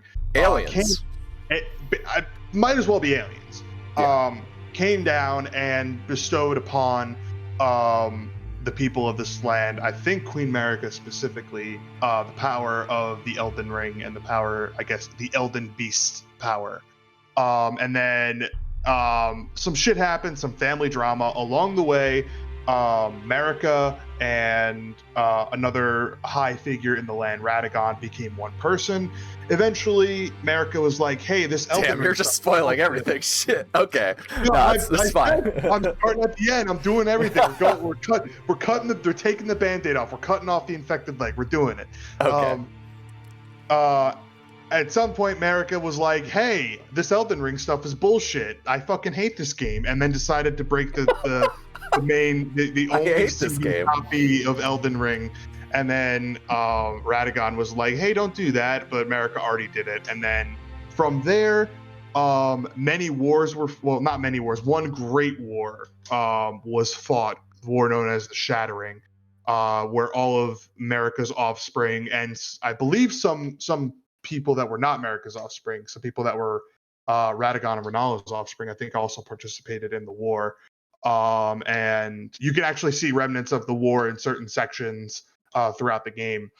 And then basically the world is thrown into chaos, as it is in all of FromSoft's games, and left is a group of various unaligned people. In this game, it was Horolu, Gideon Ofnir, Gold Mask, Fia, and the Loathsome Dung Eater. And then, of course... Yeah! Dung Eater gang! The devious Dookie Devourer. The mad manure muncher. And so you are left to restore the broken pieces of the Elden Ring and restore peace to the land. Yeah. More or less, yeah. I'd say that's pretty much it. Like, so we playing the game, we are called Tarnished, and most of the NPCs that we meet are also Tarnished. Tarnished is basically a group. Basically, what defines a Tarnished is that they were someone, previous inhabitants of the Land Between. Specifically, they are like Godfrey's people, not necessarily descendants of Godfrey, but like in his like clan or whatever. Godfrey was the first Elden Lord. He was made Elden Lord because he was real strong, and they needed someone who could beat up a lot of guys. So Marika. He was actually so strong, they had to present him with a lion to weaken him, kind of like fucking Boros in the first season of One Punch Man, how he had his armor to weaken him. Yeah, he's given a lion cape called Sirash, and Sirash basically keeps him from going. He's basically like a barbarian kind of guy. He's a big barbarian man. And his people at the time, like he became united with Marika. Marika took him as consort. They basically like America being kind of like the vessel for the Golden Order and the Elden Ring and whatnot. The Golden Order seeks conflict and control and stuff. So like basically like her and Godfrey went off to like fight the giants. They fought the Storm King. They fought the Storm Lords or whatever. They fought the dragon. They basically conquered the lands between. Kicked out the previous rulers, who were also being influenced by other outer gods and other ancient deities of various shapes and sizes, until they were the law of the land. And at that point, once Godfrey had kind of done most of his business and proved his, basically like fought his last guy, they were like, all right, the light left his eyes, the golden light that was in his eyes left, and him and his people were exiled from the lands between. But there was a prophecy that they would one day return. And now, we as a, kind of maybe not like a direct descendant of Godfrey, but like part of his like clan are returning. And we are being guided by grace to do a thing related to America, because she has machinations and all that. Queen America is kind of like the character that is sort of the she's the Gwyn of to Dark. Gwyn is to Dark Souls is to Gwyn, or Gwyn is to Dark Souls as America is to Elden Ring. Like everything kind of is like part of like her handprint is over. Her fingerprints are all over this world, essentially, and everything sort of stems from her. She is the linchpin by which everything extends.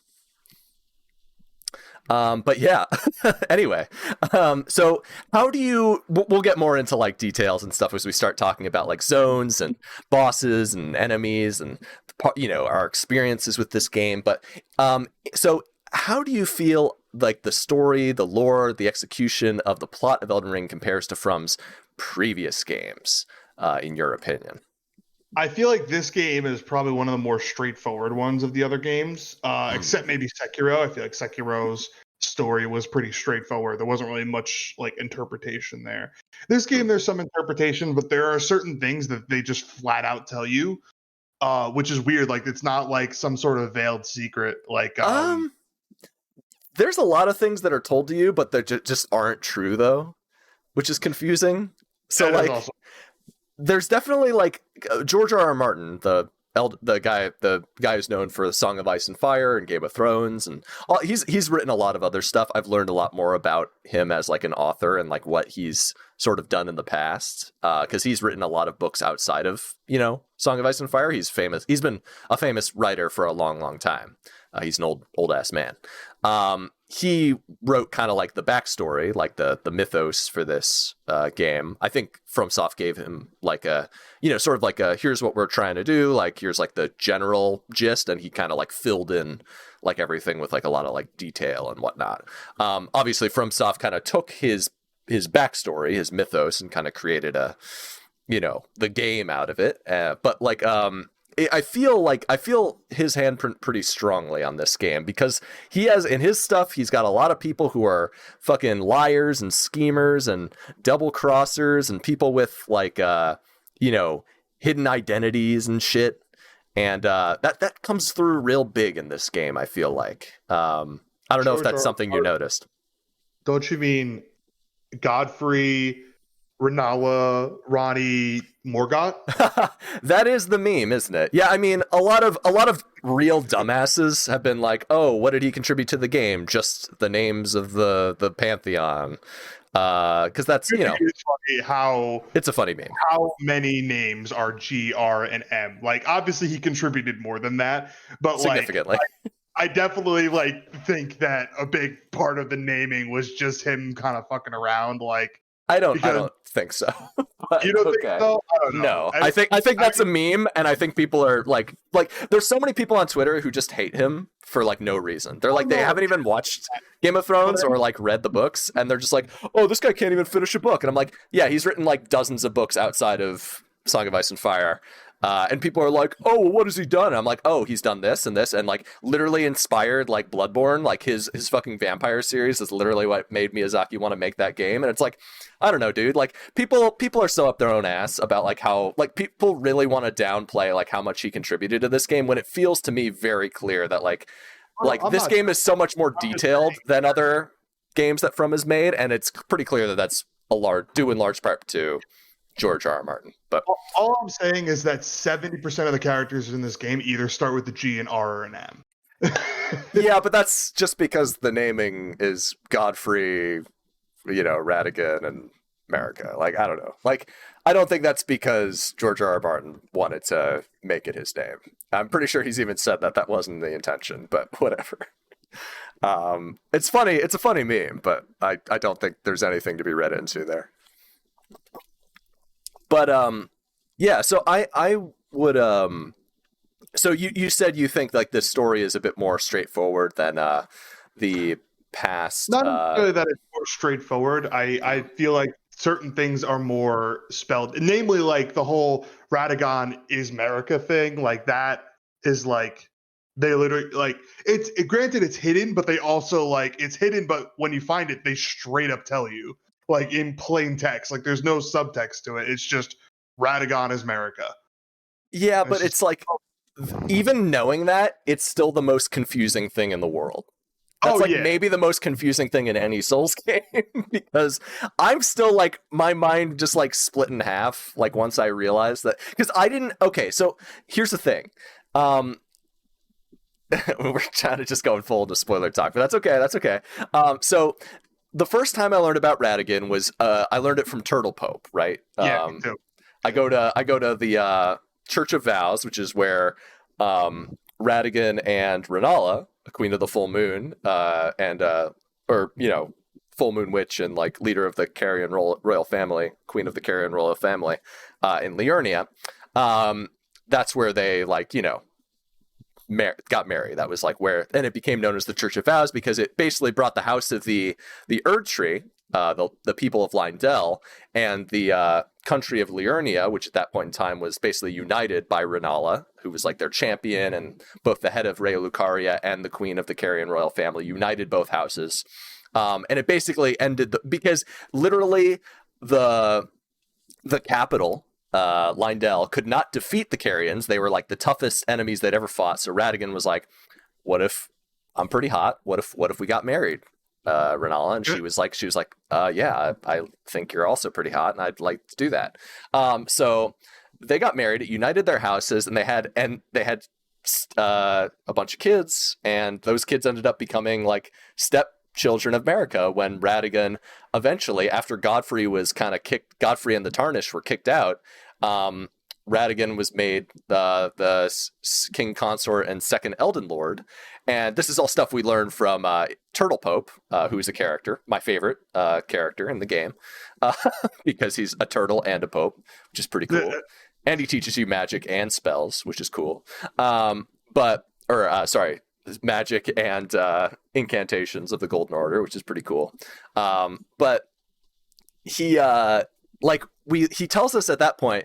Apparently, like he basically says, like there was someone who created a statue of Radigan, or statue in Radigan's likeness, but when they peered into Radigan's closet, like proverbial closet, like he was hiding something, like a skeleton in his closet, they basically found a skeleton in his closet.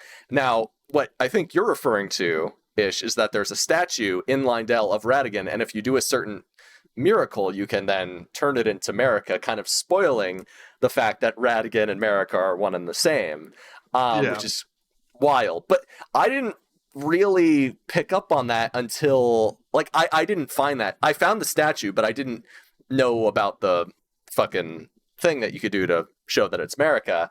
And I also didn't get the dialogue where Melina repeats America's words about, like, Radigan, you've yet to become me, or whatever. So I didn't know any of this until I ran into the final boss. That's when I found out that, I was like, wait, Radigan America, they're sharing a body or something? Radigan took over her body so he could take over the Elden Ring? I was like, what the fuck is going on? I was just like, what? I was like, what's happening? And it wasn't until I read, like, the item description on, like, their, like after I beat that boss, like read the item description on like Radigan's hammer and stuff, and I was like, oh, okay. Interesting. And even now, I'm still so confused about like, were they always one person? Were they split at one point? Was this like, I don't know. Like, I'm still confused about like, because apparently they weren't always like. Apparently they were not the same person at some point, and then because like Marika literally says, "You've yet to become me." At some point, she's like, Radigan, like loyal dog of the Golden Order, you have yet to become me, and like something. I forget exactly what she says, but like it's implied that they weren't always one and the same. But there's also implications that they were, because literally someone also says all of the shard bearers are direct offsprings of Marika. So it's like, so wait, so. That, I mean, I guess that kind of makes a little bit of sense. I don't know. It's confusing. The timeline is confusing. Like, when did these guys become one? Were they always one? Was Radigan split from Marika at some point and then went back and became part of her again? It's all very. It's like it's told to you straightforwardly. It's still extremely confusing, and like a lot is left up to speculation. So. Yeah. But that's Elden Ring in a nutshell. Is like, yes, there are things that are told to you explicitly, but a lot of times they're either just lies or they are like extremely like, it's like, well, what the fuck does that mean? You know, like it's interesting. There's a lot to muse on there. But anyway, we should probably move on. So, curious if, besides like kind of some of the stuff we've already talked about, like Breath of the Wild or like George R.R. Martin and like Game of Thrones and stuff like that, were there any particular like influences that you were able to pick up on in Elden Ring, specifically like with Dark Souls? We know like they were, Miyazaki has gone on record saying they were heavily influenced by like the manga series Berserk by Kentaro Miura, and I mean. Blythe is literally just guts from Berserk. Yeah, just literally like basically carbon copy, like the wolf head helmet, the fucking gigantic sword, like yeah, it's just guts. Like I mean, really is. Which I don't mind. I love Blythe, and I love the guts cosplay. Yeah, it's cool.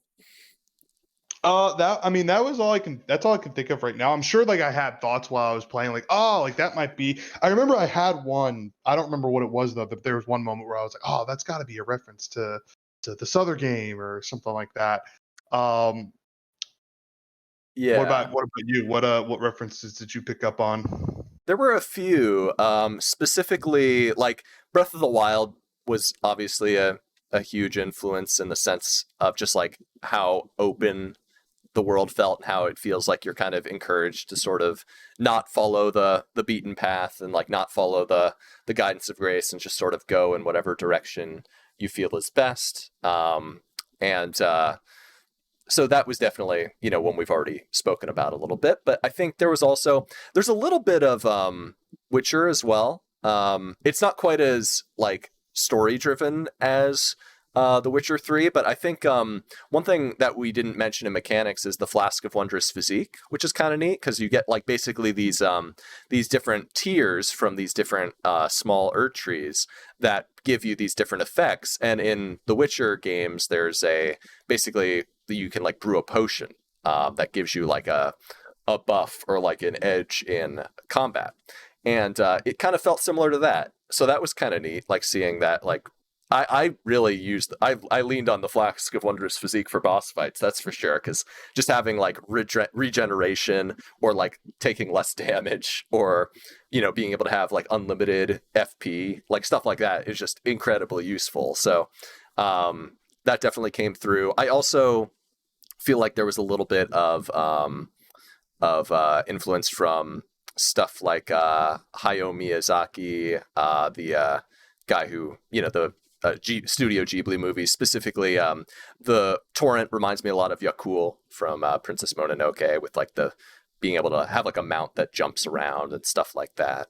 And then weirdly enough, I was able to, this might not even be like intentional, but there's a lot of stuff that kind of reminded me of like some Jim Henson shit, like the Dark Crystal type of stuff. Specifically, the Misbegotten had like this weird like Muppety vibe to them that I was like, man, this feels like the like weird like kind of like Gelfling-esque like winged creatures from like the Dark Crystal or that like Labyrinth or something. And then even when you go to Caelid and you run into those giant birds, those fucking creepy ass giant crows that just fuck your shit up. Like that shit kind of reminded me of like the Skeksis from the Dark Crystal as well. And I was like, I wonder if that's like if that's like just me like reading into it a bit. But I'm like, I'd be like, it felt like I don't know. It's one of those things where I'm like, I was like, did they just watch the Dark Crystal and we're like, yeah, this is dope. Let's like put this in Elden Ring. That's how I felt when I ran into the stuff like that. There's also like a Game of Thrones sword that you get at Castlemore, and that's very clearly a Game of Thrones sword. Yeah, so there's a lot of stuff there. I'm really excited to. Oh, and obviously there's a guy named D who hunts undead. Basically, like, you know, he hunts those who live in death. That's basically Vampire Hunter D, which is a popular Japanese light novel series, as well as a popular like anime figure in Japan. So yeah, not surprising that someone who likes Berserk would also really like Vampire Hunter D. And it's basically they just took Vampire Hunter D and were like, what if we put that guy in Dark Souls? And that's what we get with D. So yeah, so there's definitely some stuff there, and it's neat. It's cool. I always like kind of, you know, I can't wait for the art book to come out for Elden Ring so we can like kind of learn more about the influences, because that's, I feel like, where a lot of that information like comes from. You know, where we see like, oh, they looked at like a real life castle. Interesting.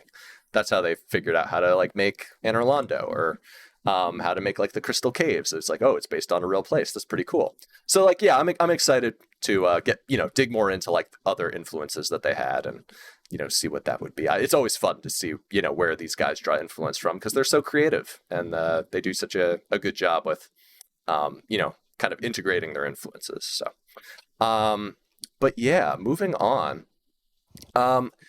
Do you have any particular fun or funny stories like from the game? Like any like thing that kind of stands out to you as like that, like just like ridiculous, or like kind of you know, like just like an interesting scenario that happens during your playthrough?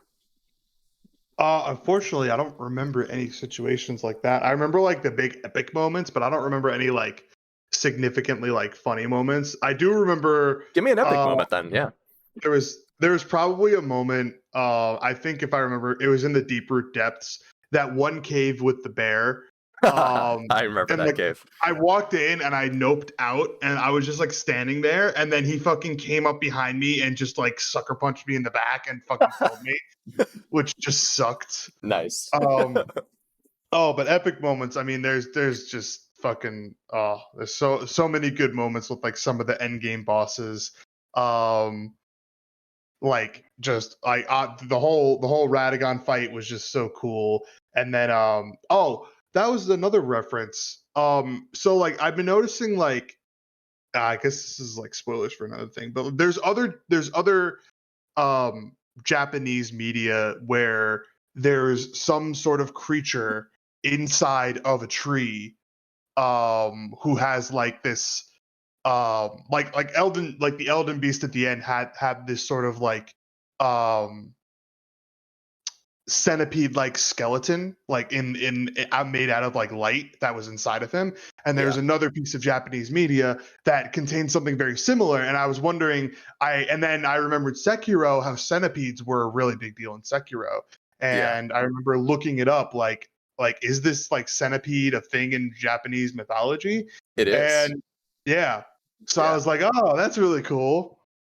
Yeah, it's like corrupted eternal life type of thing is, I think, what it often comes back to. I need to look into more like exactly what it refers to, but yeah, that's definitely a big thing that's, I think, very prevalent in Japanese mythology. There's also one thing as well, is that this game is loosely kind of has some Norse influences, and I didn't notice it as much early on, but like once we got to like the mountaintops of the giants, I'm like, oh yeah, like this fire giant. Like, yeah, this guy's like the frost giants from the mountaintop, and like learning that like Godfrey and Marika and like Radagon fought this dude. I was like, oh, this is pretty neat, and especially learning that like Radagon's like he hated his red hair because it like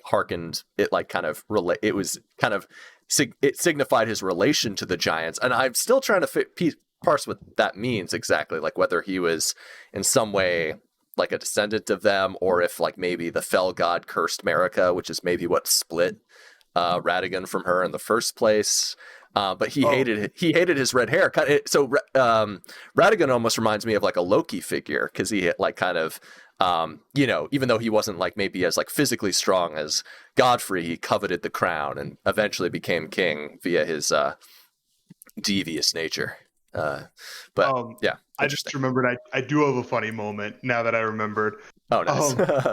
So throughout like the last half of the game, every time I went up to Gideon Ofnir, I was just kind of shit talking him, like Gideon Ofnir, the all fucking knowing, let me fucking teach you everything I know, like shit like that. And then you finally go and fight him, and I know some people had trouble with him. I fucking obliterated him.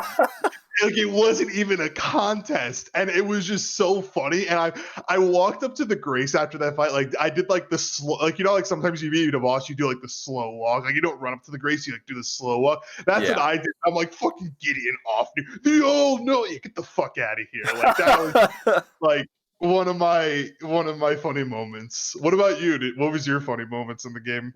I mean, one obviously was the Patches moment where you run into him in that cave, and I had a list of all the bosses that I fought, and like up until Patches, like I would write their name down, like how many times, like the order in which I fought them.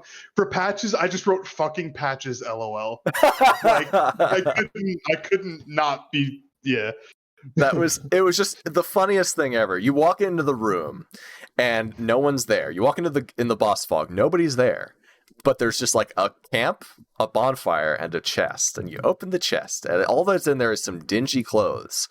And you're like, what the fuck? And then all of a sudden you hear a voice off in the distance. It's like, I knew it. And then he's like, you couldn't help yourself, could you? And then he jumps down, and it just, the boss bar appears as Patches. I'm like, what the fuck? And it's funny because like I remember, like this is one of my favorite moments in the entire game. But I remember hearing that voice. I'm like, wait, this voice sounds familiar.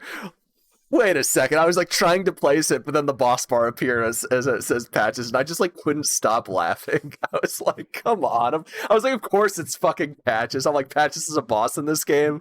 And I love that, like, he's a boss that you don't necessarily have to kill. He just like, after you beat him up for a bit, he just like, all right, I surrender. And then as long as you just don't hit him again, he becomes a vendor. That was just like one of the funniest iterations. And I was like, I can't stay mad at you, Patches. Like, I just, basically he's like a family member at this point. He sucks, but you still love him. But besides that, it was the other kind of like moment that stands out to me as like kind of hilarious and like kind of like a sort of like a scuffed, like cursed moment in my playthrough. This is actually, I think, in episode 4 of my Let's Play. But essentially, I was up against the Knights Cavalry on that first bridge right by Stormvale. And I just been trying to beat this guy, but at this point in the game, I kept like accidentally dismounting my horse, which I don't know why it was such a problem for me early on. It was like I kept accidentally hitting the button that would like jump off of him, and I was like, what the fuck? And I was so pissed off. And I kept jumping off, and then I would get like one shot by this Knights Cavalry because I was way too low level to be fighting him, and I was just getting like progressively more and more pissed off. And then at one point I was on Torrent. I hadn't jumped off yet. I remember I jumped off of the bridge, like kind of into the moat, like where those skeletons drop down. And I jumped off, but then I was trying to jump back up. But then the Knights Cavalry jumped off after me and smacked me down. But then normally, when I took the Knights Cavalry too far from the bridge, he'd despawn and then appear back on the bridge. This time, we both landed in, like, the moat next to the Agil fight, and he started chasing me around, and, like, then the skeletons dropped down, I'm like, what the fuck is going on? And, like, I'm just running away, trying to, like, not die, because I'm like, all right, hold on, I need to, like, heal, I was panicking, I was like, what the fuck is happening? And I was so worried I was going to trigger the Agil fight, because I hadn't beat Agil yet at that point either, and I was like, it was just such a, like, weird cursed moment, and eventually he did end up killing me, because I was like so but it was one of the funniest moments to, like, look back on, because it was just so cursed. It was like everything was going so horribly wrong, but it was, like, in the funniest way possible, because the Knights Cavalry was just, like, chasing me to the end of the earth. It was incredible. That was, like, one of my favorite moments while playing the game. Another fun moment I think almost everybody had was in the Radon fight, summoning Patches in the Radon fight. Yeah, that part's so good. I was trying to solo Radon, and then I had one instance where I'm like, you know what? I'll summon people, right? Yeah. And so I just clicked on all the summon signs I found, and one of them was Patches, and I was, like, very focused on the fight. So, like, all I saw was, like, everybody run up, and then I just saw the message, Phantom Patches is returned home, or whatever it said. I'm like, did Patches die? And I, like, turned around, and, like, there was nobody behind me, and I'm like, Patches never even came up here, did he? And then the thing is, like, I never saw Patches leave, but I knew in my heart, I'm like, he definitely got summoned, looked at what was going on, and said, nope, and went Yeah. And then I found out later that is exactly what happened. And I'm like, oh my God, it's so perfect. It's one of the funniest moments in any FromSoft game when Patches gets summoned into the Radon fight. Like, kind of pretends like he's walking up to him and then just nopes the fuck out of there when no one's looking. It's so good. So good. Okay. All right. Well, let's move on. So Elden Ring, let's, like, kind of get basically, like, into talking about, like, some of the specifics of the game. So Elden Ring is broken up into several different kingdoms, not to be confused with, like, the legacy dungeons. So there's Limgrave, there's Liurnia, there's Caelid, there's the Altus Plateau, there's not the Volcano Manor, but, like, Mount Gelmir, the Mountaintops of the Giants, etc., etc. Of those different, like, kingdoms that we go to, which one was your favorite? I have to say the Altus Plateau. Altus Plateau, mainly because of Leyndell. Yeah. I don't know if because Leyndell is kind of its own section as well, but Leyndell's part of the Altus Plateau. But, like, yeah, Leyndell was just so Leyndell. Like, when I was going through Leyndell, I was like, man, this was, like, what I wanted Anor Londo to be and what I wanted Irithyll to be. yeah, Like, so many, like, different alleyways and, like, places to go, and like there wasn't too much, but because like they allowed you to go in between buildings, it made the city feel more like a city and not just like a linear path like Irithyll feels like. Yeah, that makes total sense. Yeah, I agree. I had some problems with Leyndell. I also I don't want to get too into it because we're not quite at the legacy dungeon section yet, but it's fine. We can talk about it now. But yeah, so, like, part of the reason I had issues with Leyndell is I couldn't figure out, like, the right path through it. But I even though I had my trouble with it, I appreciated it a lot because, like, exactly what you said. Like, one of the things that I love about Elden Ring, and part of the reason why the open world was, like, felt like especially early on, felt like a good addition to like a FromSoft game, is because there had always been times in other FromSoft games where I was like, man, it'd be really cool to go over there, and, like, most of the time you can go to the places that you see, but a lot of times you can't. And, like, especially in Dark Souls 1, there's, like, a moment where you're looking down at, like, a town below the like, kind of, like, off in the distance, and it's kind of like another, like, undead burg type place, and you just, like, you can never go there. And then same with, like, Dark Souls 3 and Dark Souls 2 and stuff. There's, like, a bunch of places that you can see off in the distance that you just can't go to, and that's okay, because you go to the places that matter. But in this game, you can actually go to the places that you see, and it makes the world feel more full and lived in and realized and stuff. And Leyndell being, like, that example, because, like, Anor Londo, yeah, not being able to go down to, like, the city below and just kind of basically just sort of going, like, I love Anor Londo, it's a great level, but just, like, going on that straight path and then like basically just going into the castle. And you can explore the castle's cool, and you can explore a lot of the castle. And then there's the area like with Gwendolyn under the castle, which is cool. But like this, yeah, the only other thing that feels like Lindell is Yarnum. Like Yarnum is also like feels like a fully realized city with like alleyways and like, you know, towers and like places that you can go into. But Lindell, you can literally like, because you can jump, like it does like feel like you have really the lay of the land, especially when you find out that there's a whole fucking section underneath it. Holy shit, dude. Like, yeah, we'll talk more about that in a little bit. But yeah, like Lindell is absolutely massive. For me, it was just like, it was massive, but it was also hard, and I was so lost for so long that I was like, my first impression of the area, although it was like, man, this place looks really cool, I was having like a really tough time because I was like, where the fuck do I go? Like, where the fuck am I supposed to go? Because I kind of like ended up going through it in the wrong way, and I like kind of went through it. I got to a bonfire that you're supposed to get to after you beat the tree sentinel there. After, like, I got there before I beat the tree sentinel, so I'm like, why the fuck did I even beat the tree sentinel? So like, I was just like so pissed off because I just like kept getting like stuck and like just I had no idea like where to. It took me so long to figure out. Oh, I got to climb the wing. You know, that took me so long to figure out. So I have my mixed feelings about it, but overall, it's a great fucking level. But so Altus Plateau, my favorite's probably Liurnia in terms of like, I'm not talking legacy dungeons right now. I'm just talking like continent.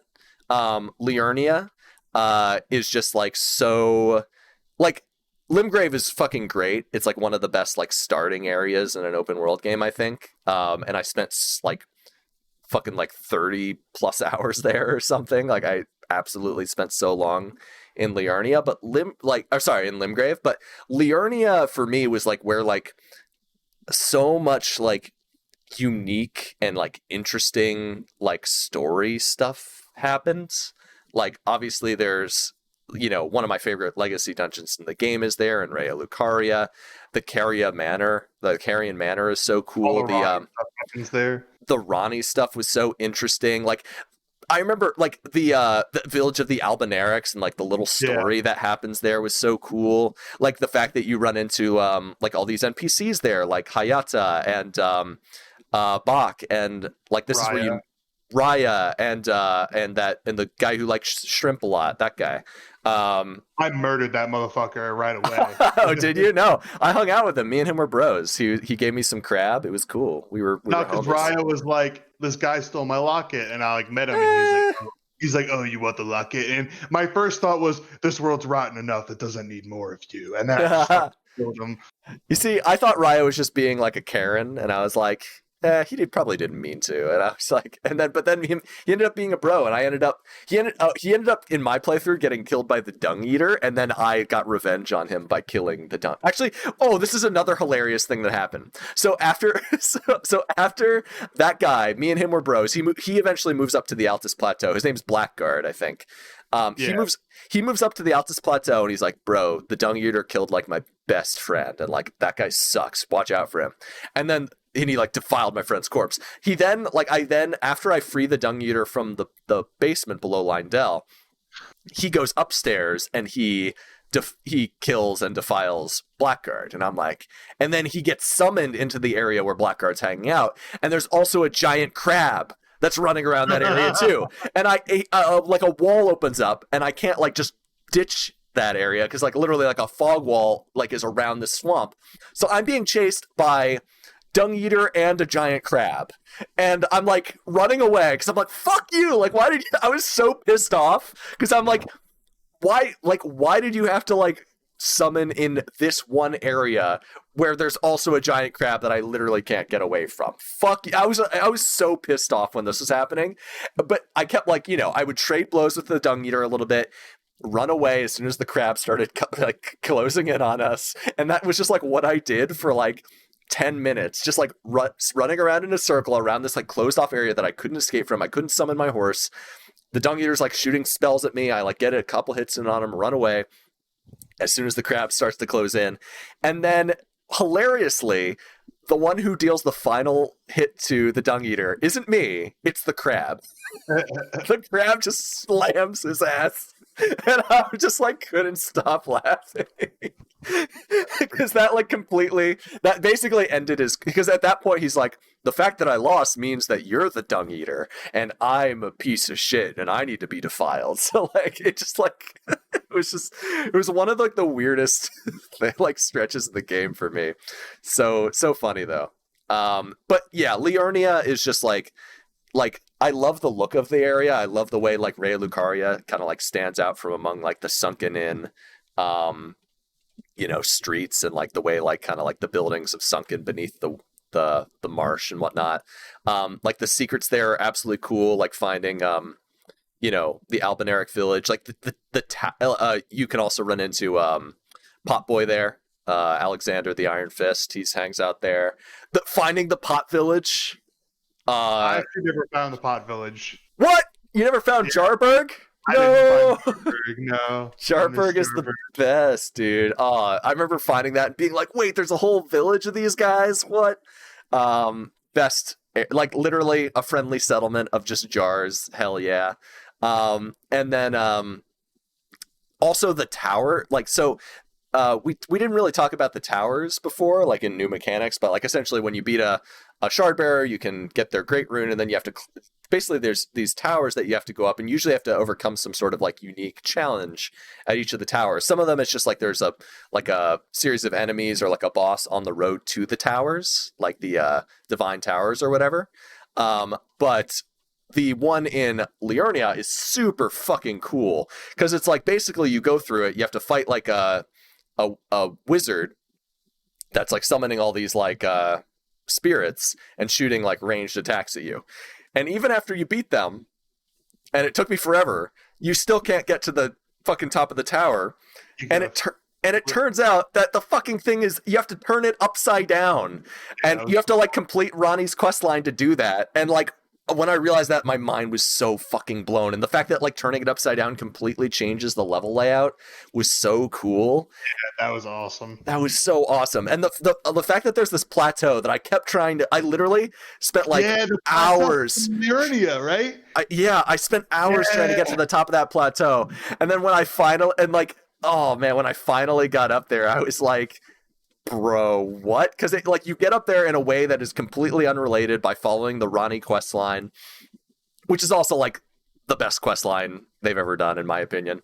So cool. And like, or the best like character quest line they've done at least, and like actually opens up a ton of new content and everything. It's really fucking cool. But like the getting up there was just like so cool and so cathartic, and like I was just like that, just the amount of like dope ass shit that happens in Liurnia, and like the fact that I kept coming back there and finding new shit, and like it was always like unique, and it was always interesting, and it never felt like overused or overdone. Like it had it as far as like the density of like unique set pieces and unique like dungeons and unique encounters there, it's like I think it's like the highest concentration of like unique shit that just like keeps hitting you with like more and more like cool unique shit, and like hides stuff from you until like later in the game as well. It's just really fucking cool.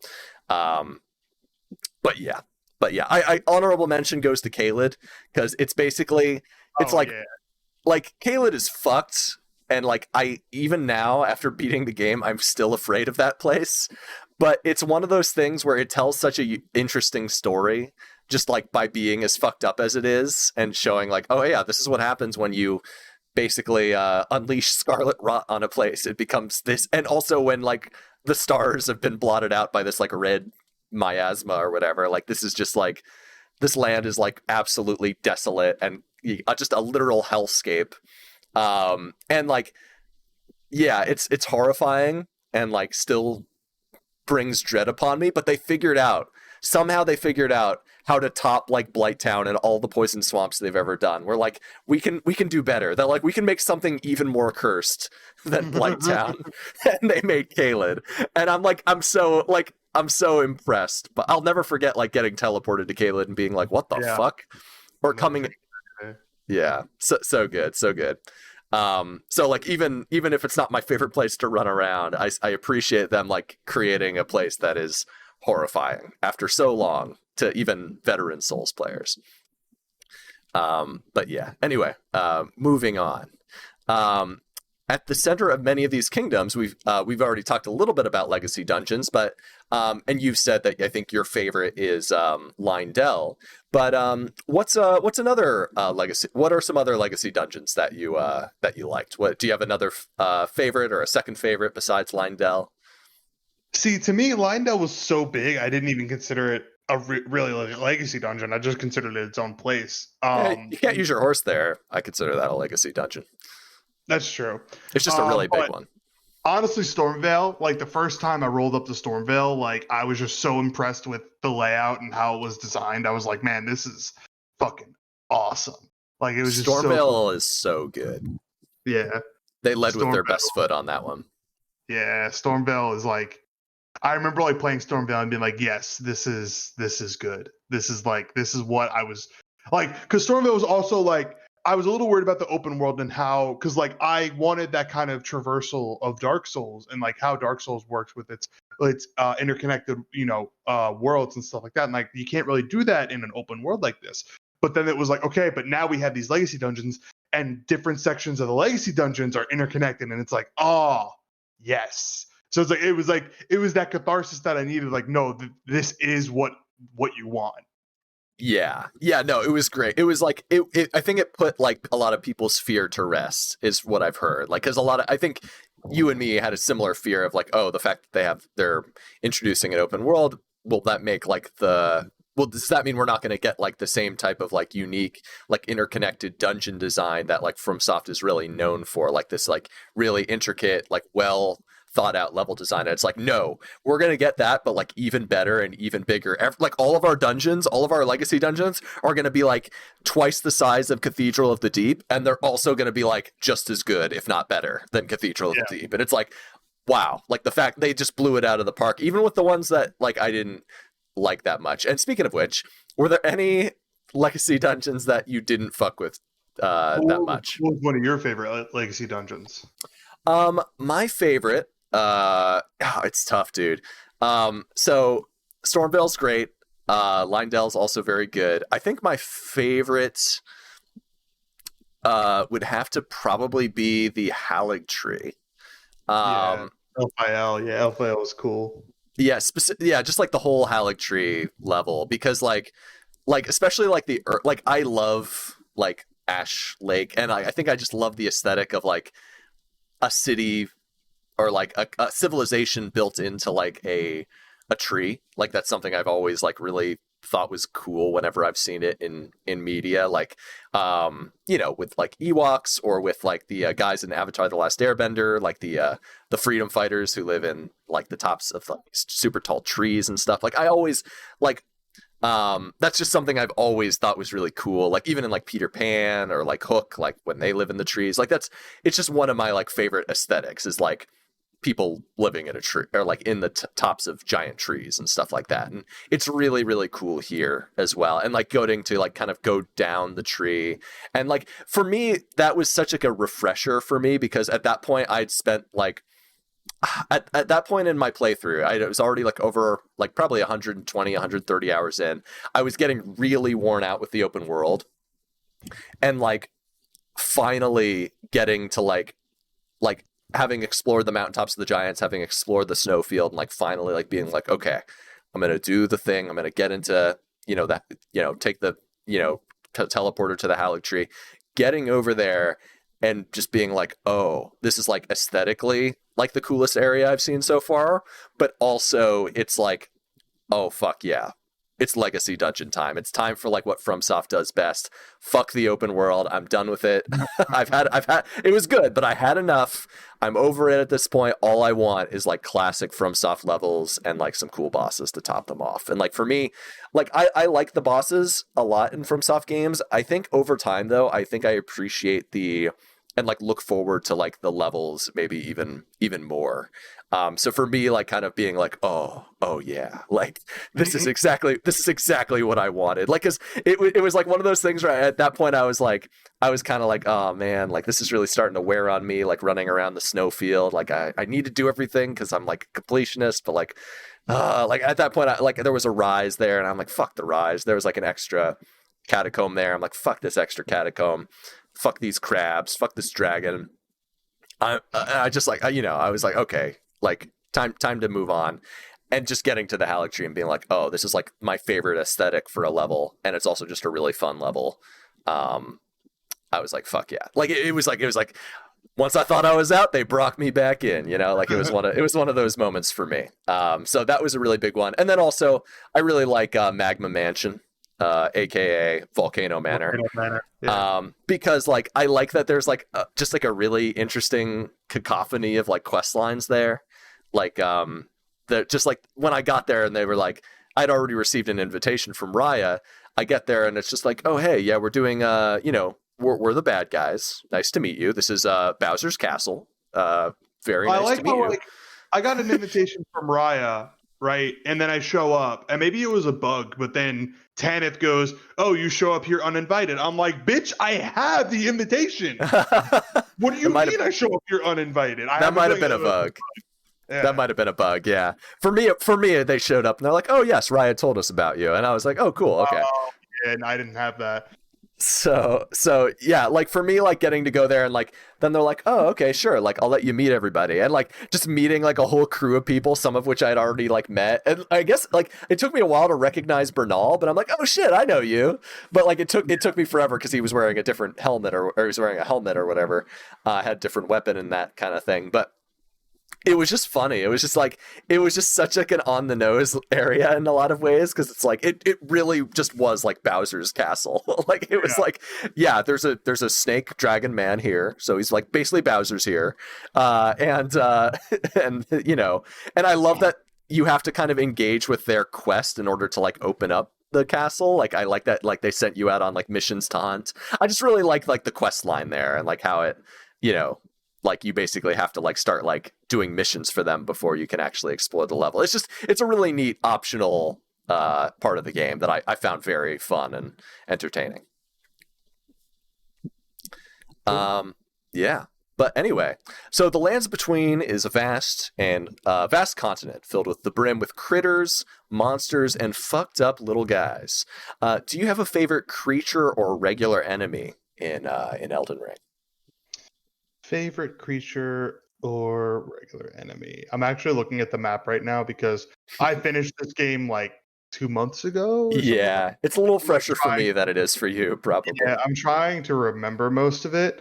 I actually really liked fighting the clay dudes in Ansel River, just because like you get a big group of them and then you can just like there was actually this moment where like they're really susceptible to like backstabs because they move so slow.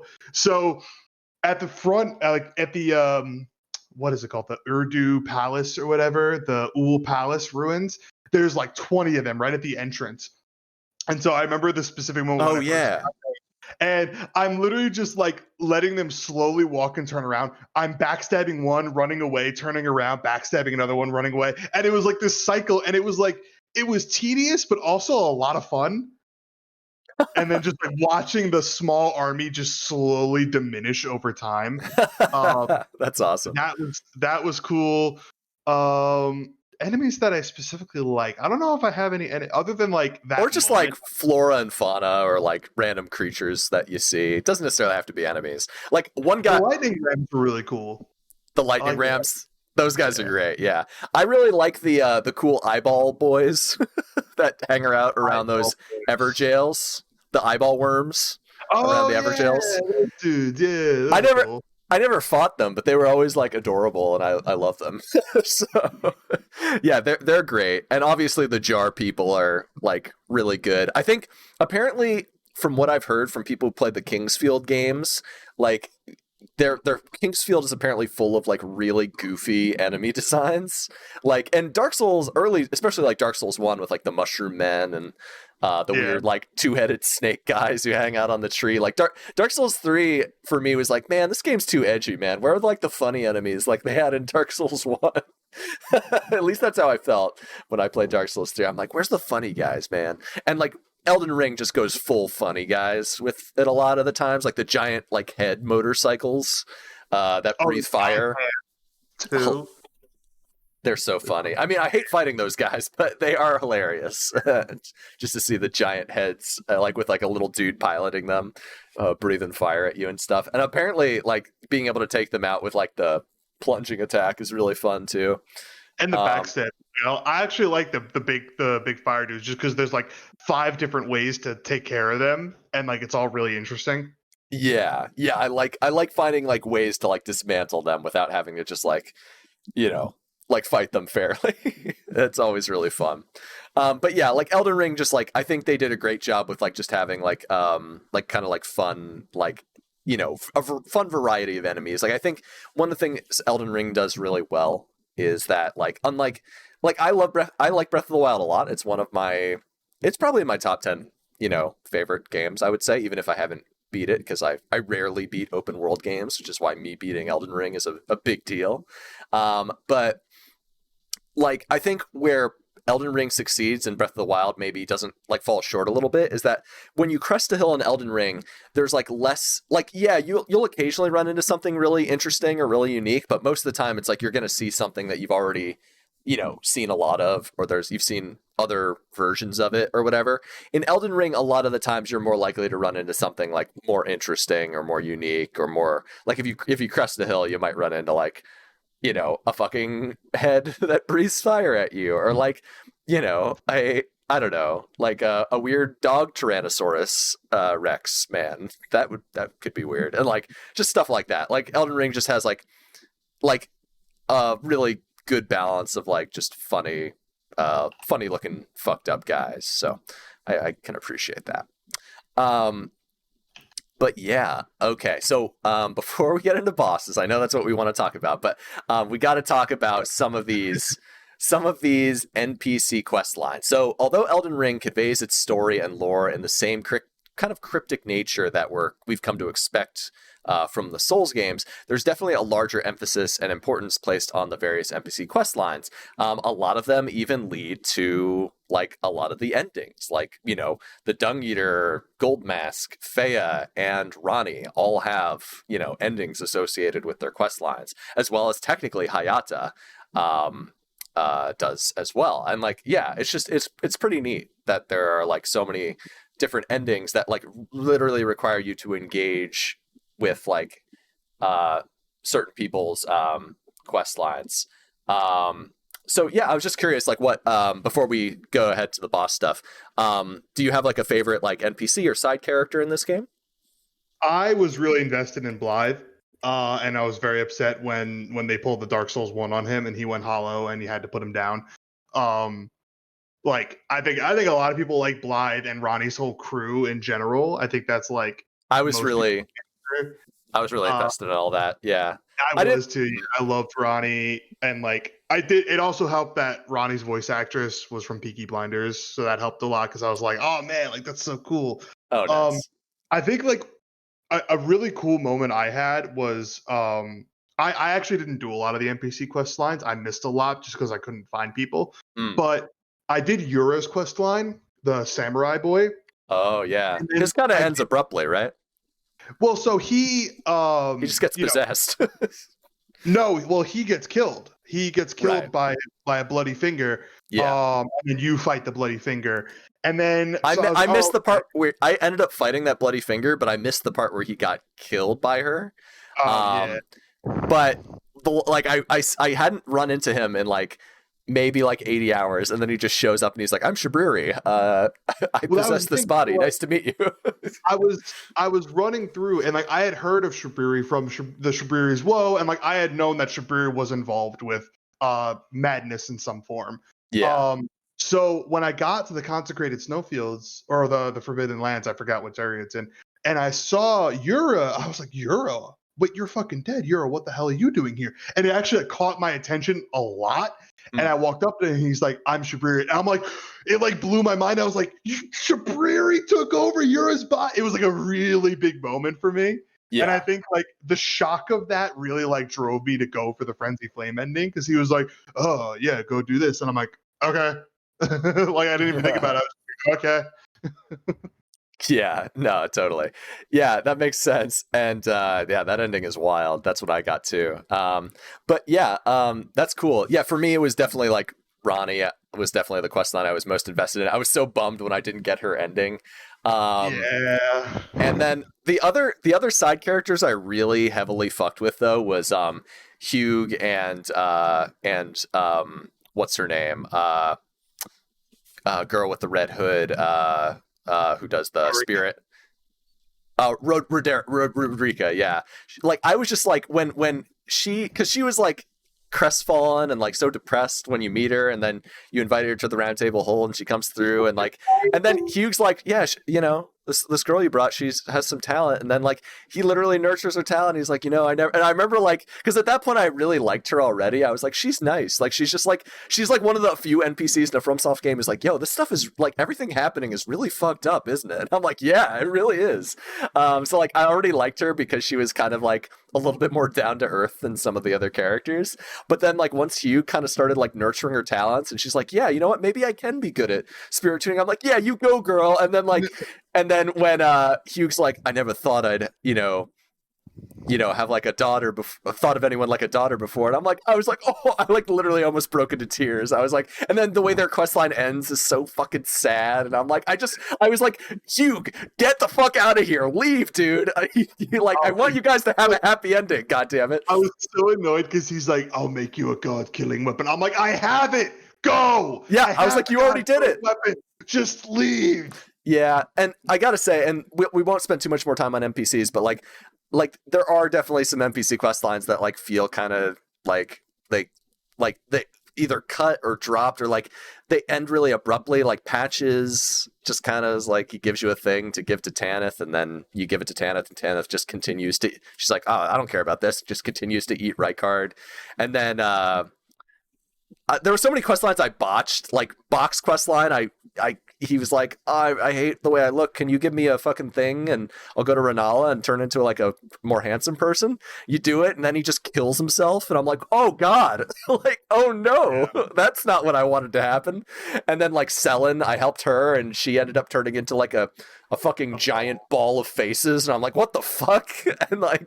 And then yeah, and like I felt like I kept like accidentally killing everybody by just like trying to help them, and then what was the and then like even the stuff with what's her name, Nefeli, and how she eventually becomes like the rightful ruler of Limgrave. That was cool. Like I like the way that quest that happened for me. So that was changed in patch 1.0.3. Yeah.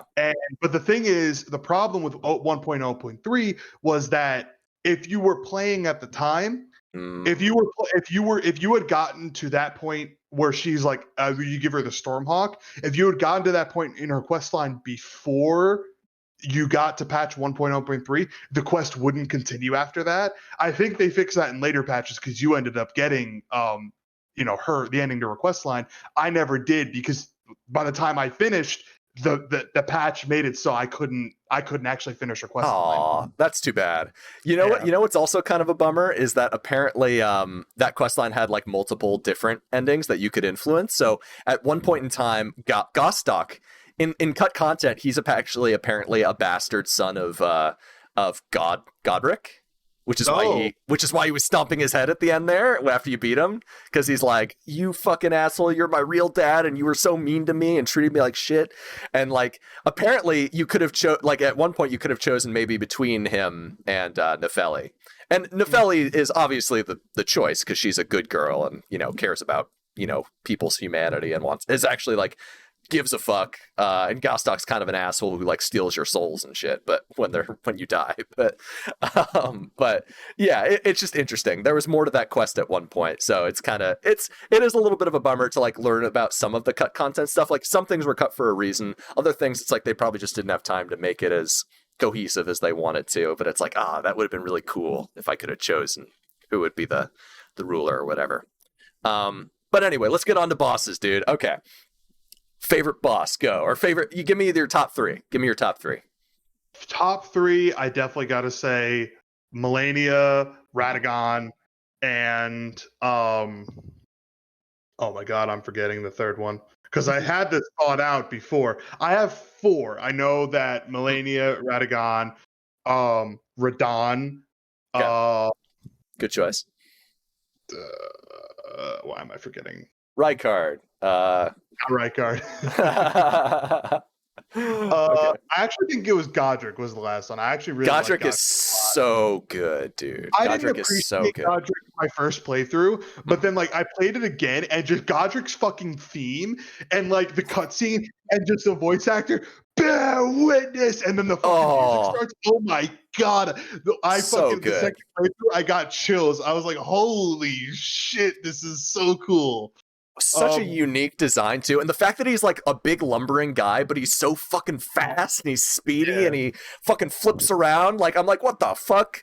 It's such a good like juxtaposition. It's like, oh, this guy's like a big lumbering oaf, but then it's like, no, and like he's obviously like fucked up because he's got all these limbs grafted onto him. But then he starts like flipping around with like the power of the wind, and it's like, what the fuck? It's such a good moment. Yeah, Godric's definitely in my top 4 for sure. For me, it's definitely Millennia. Like she's really tough, but like I like that that fight does feel pretty fair, and like she, you know, you can kind of like stun lock her and you can trade with her, and like it feels like most of her moves, except for Waterfowl Dance, fuck that move, but like Waterfowl Dance, yeah. Her other moves for the most part seem like are pretty like you know, predictable and like preventable, and that's for me, that's a big thing. Is like if the moves aren't predictable and preventable, and they, as long as they don't one shot you, like I'm usually okay with them.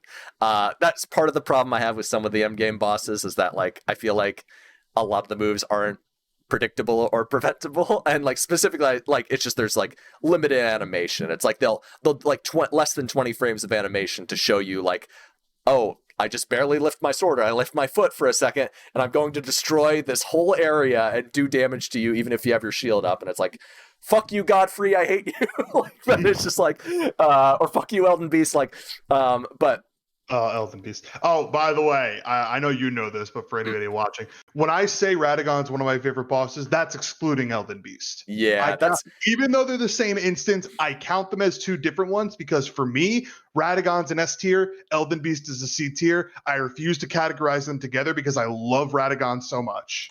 Yeah, that's part of the reason why I can't like rate Radagon too highly, because I like the Radagon fight for the most part. He has like 1 or 2 moves that I think are kind of bullshit, but mostly I thought that fight was pretty good.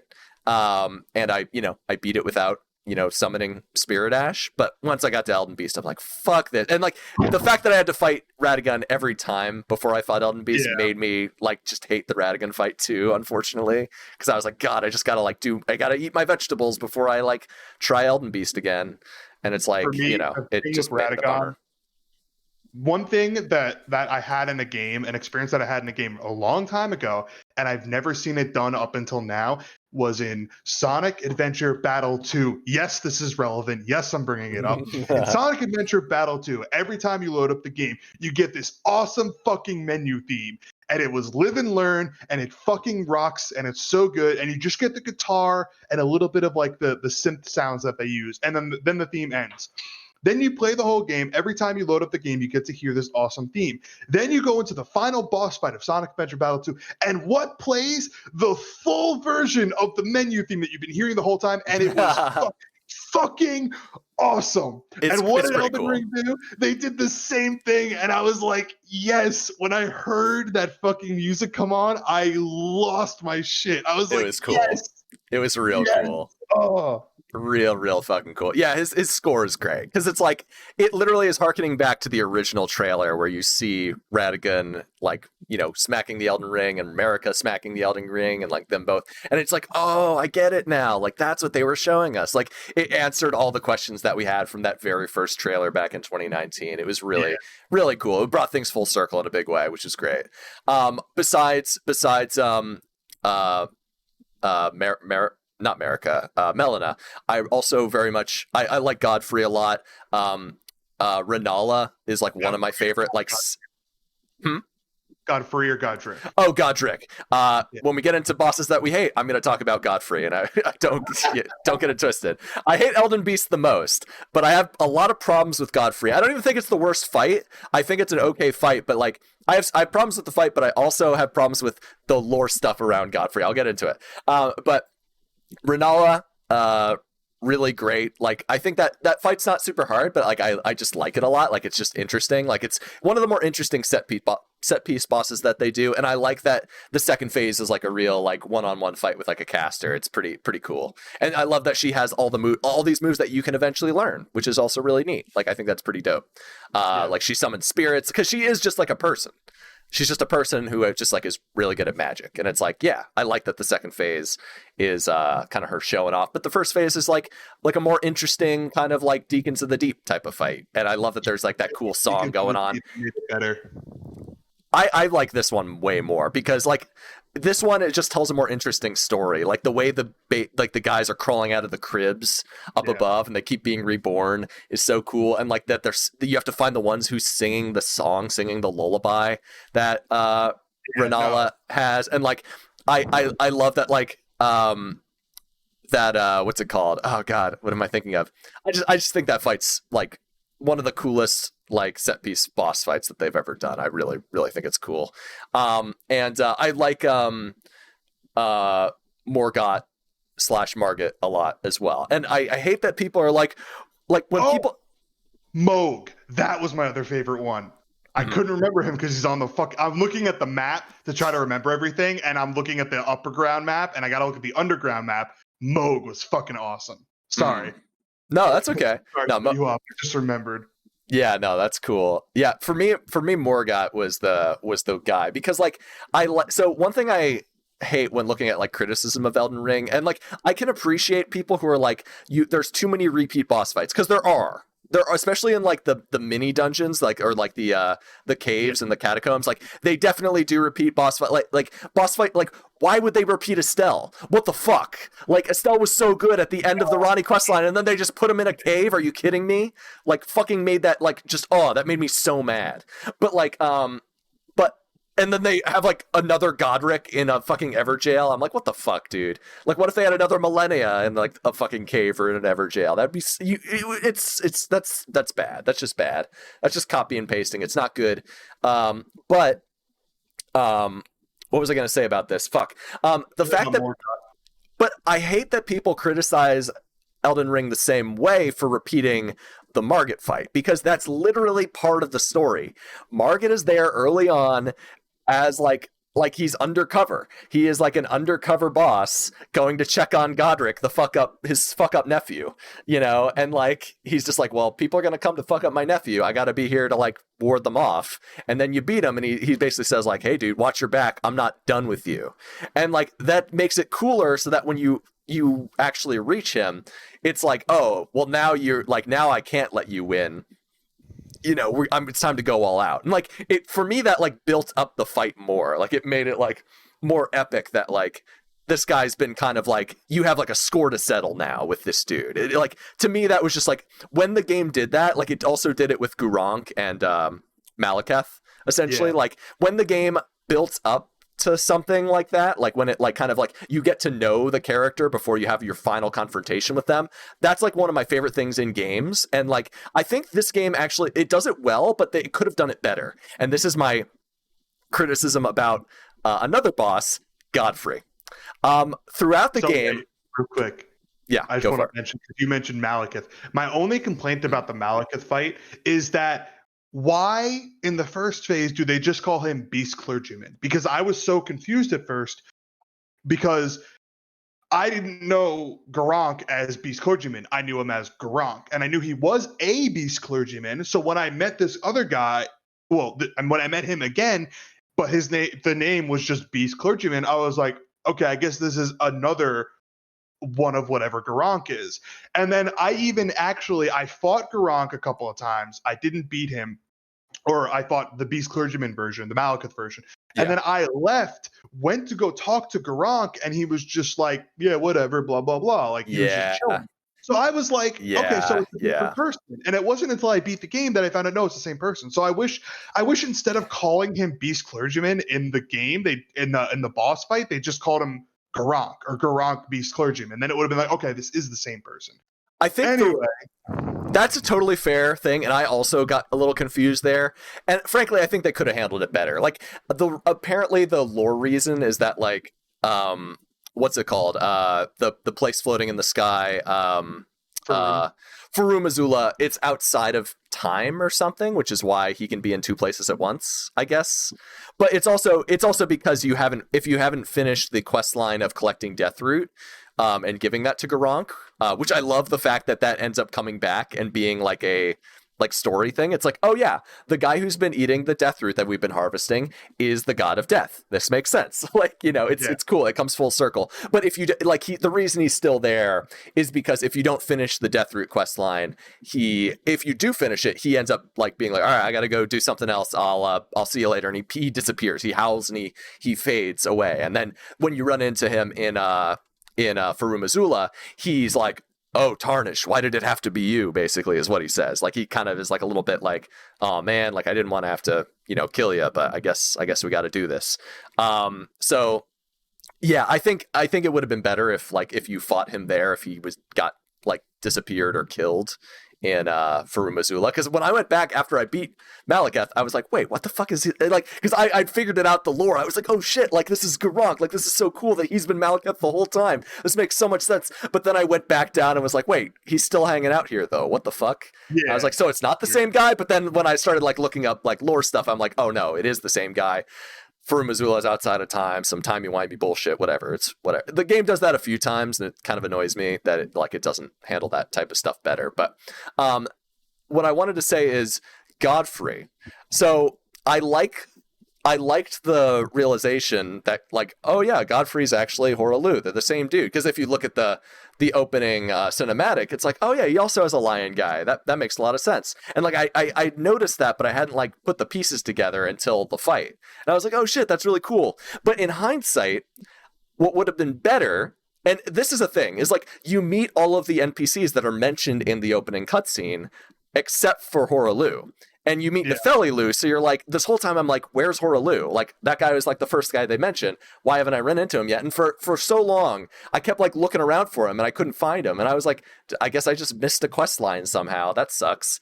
And then you fight Godfrey and he turns into Horalu at the end. And I'm like, well, like in the moment, I thought that was a cool reveal. But what would have been better is if Horalu did have a quest line, but he just like introduced himself as Horalu. He didn't have like the same hairdo. Like maybe he had like a hood on or something, kind of like Garunk does. You just see his beard and you see his like axe or whatever. He doesn't have the lion on his shoulder. And then when you find him at the end, maybe the lion appears and then he like kind of goes into his Godfrey form. That would have been a way better. Like if he had a quest line first, like let's say maybe you meet him at the bottom of Stormvale, like right before you fight that the ulcerated tree spirit in front of the Godwyn thingy, the weird Godwyn branch down at the bottom of Stormvale. That would have been great if he was like it, because we know Nefeli's in Stormvale, like wanting to fight, helping you fight Godric. If he was down at the bottom as like an optional NPC, you could meet down at the bottom of Stormvale, like going to check, like maybe he helps you fight the ulcerated tree spirit, and then he like sticks around and has something to say about Godwyn, maybe just like, so this is what became of you, Godwyn. Like that, if that's all he said, and you talk to him and he's like, yeah, listen, I gotta do some stuff, I'll see you around. And like maybe you meet up with him again, like under the Deeproot Depths, where he also like maybe is like there to like look for the Godwyn or look for the like old tree where the crucible used to be, like stuff like that. Like there was so much opportunity for this guy to have a quest line that would have led up to like a really interesting moment where you like find out that he's Godfrey, and that would have been like a way better reveal. But I feel like they kind of fucked it, because in the end he just ends up being like, I'm Horalu, warrior, and I'm like, that's kind of like it was kind of corny to me, like honestly. Like I was like, oh okay, so he's just a barbarian man, okay. And like I know a lot of people like dig that stuff, but for me I'm like, okay, so it's like he's just the badass. That's the twist. Like for me it would have been way more interesting if like after getting exiled from the Lands Between, he had taken on a new identity, and like that's why he was known as Horalu or whatever. Like to me that would have been it would have been more interesting if they had done that twist in in like a different, in the reverse order that they did it, because that A would have made me not feel like I was missing something the whole game, and B, it would have actually been like, I think, a better reveal. But that's just my opinion. Maybe people disagree. I don't know. Anyway, I guess we should probably wrap things up here. I know you got to get going. So I'm going to say that my least favorite bosses were any of the fucking duo fights. Namely, my least favorite of the duo fights was Valiant Gargoyles, because most of the other duo fights, it was at least two different enemies sometimes. Like Godskin Duo. I know everybody hates Godskin Duo, and Godskin Duo's Foreskin Duo. Foreskin Duo. At least two different enemies. Valiant Gargoyles, it's two of the same enemies. That's it. That's all I'm going to say. Yeah. I got to get going. But, okay. Quick wrap up. Real quick, how does Elden Ring stack up compared to the other Souls games to you? Like, where do you rate it from the ones that you've played? So I played 1, 3, Sekiro, and parts of Bloodborne. I would rank it pretty high, to be honest. Like all of its faults aside, like the good moments are still really good.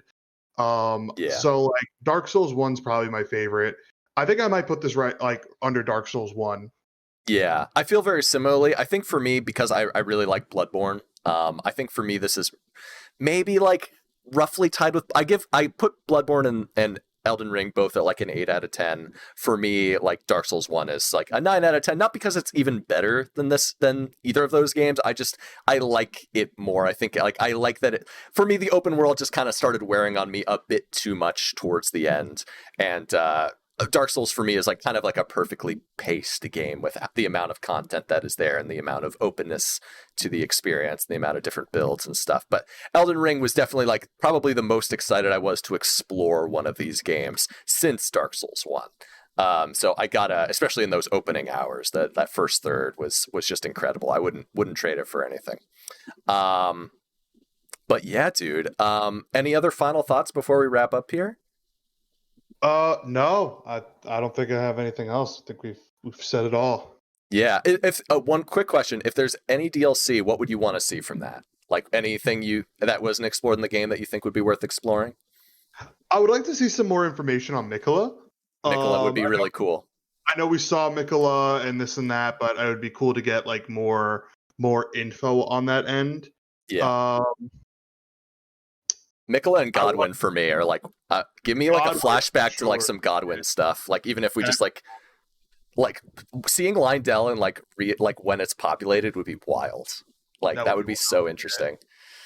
But yeah, that'd be cool, man. I'm excited to see if they do come out with DLC. I need a break from Elden Ring after we do this podcast, but I'm excited to like try some mods, and I'm excited to see what comes with the DLC for sure. Yeah. Yeah, man. All right. Well, that's all for this episode of Ish and Chips. We're going to be doing another episode pretty soon. This isn't actually an annual podcast. This is going to be a bit more regular. So we'll see you guys again soon. Thank you so much for listening, and have yourself a wonderful day.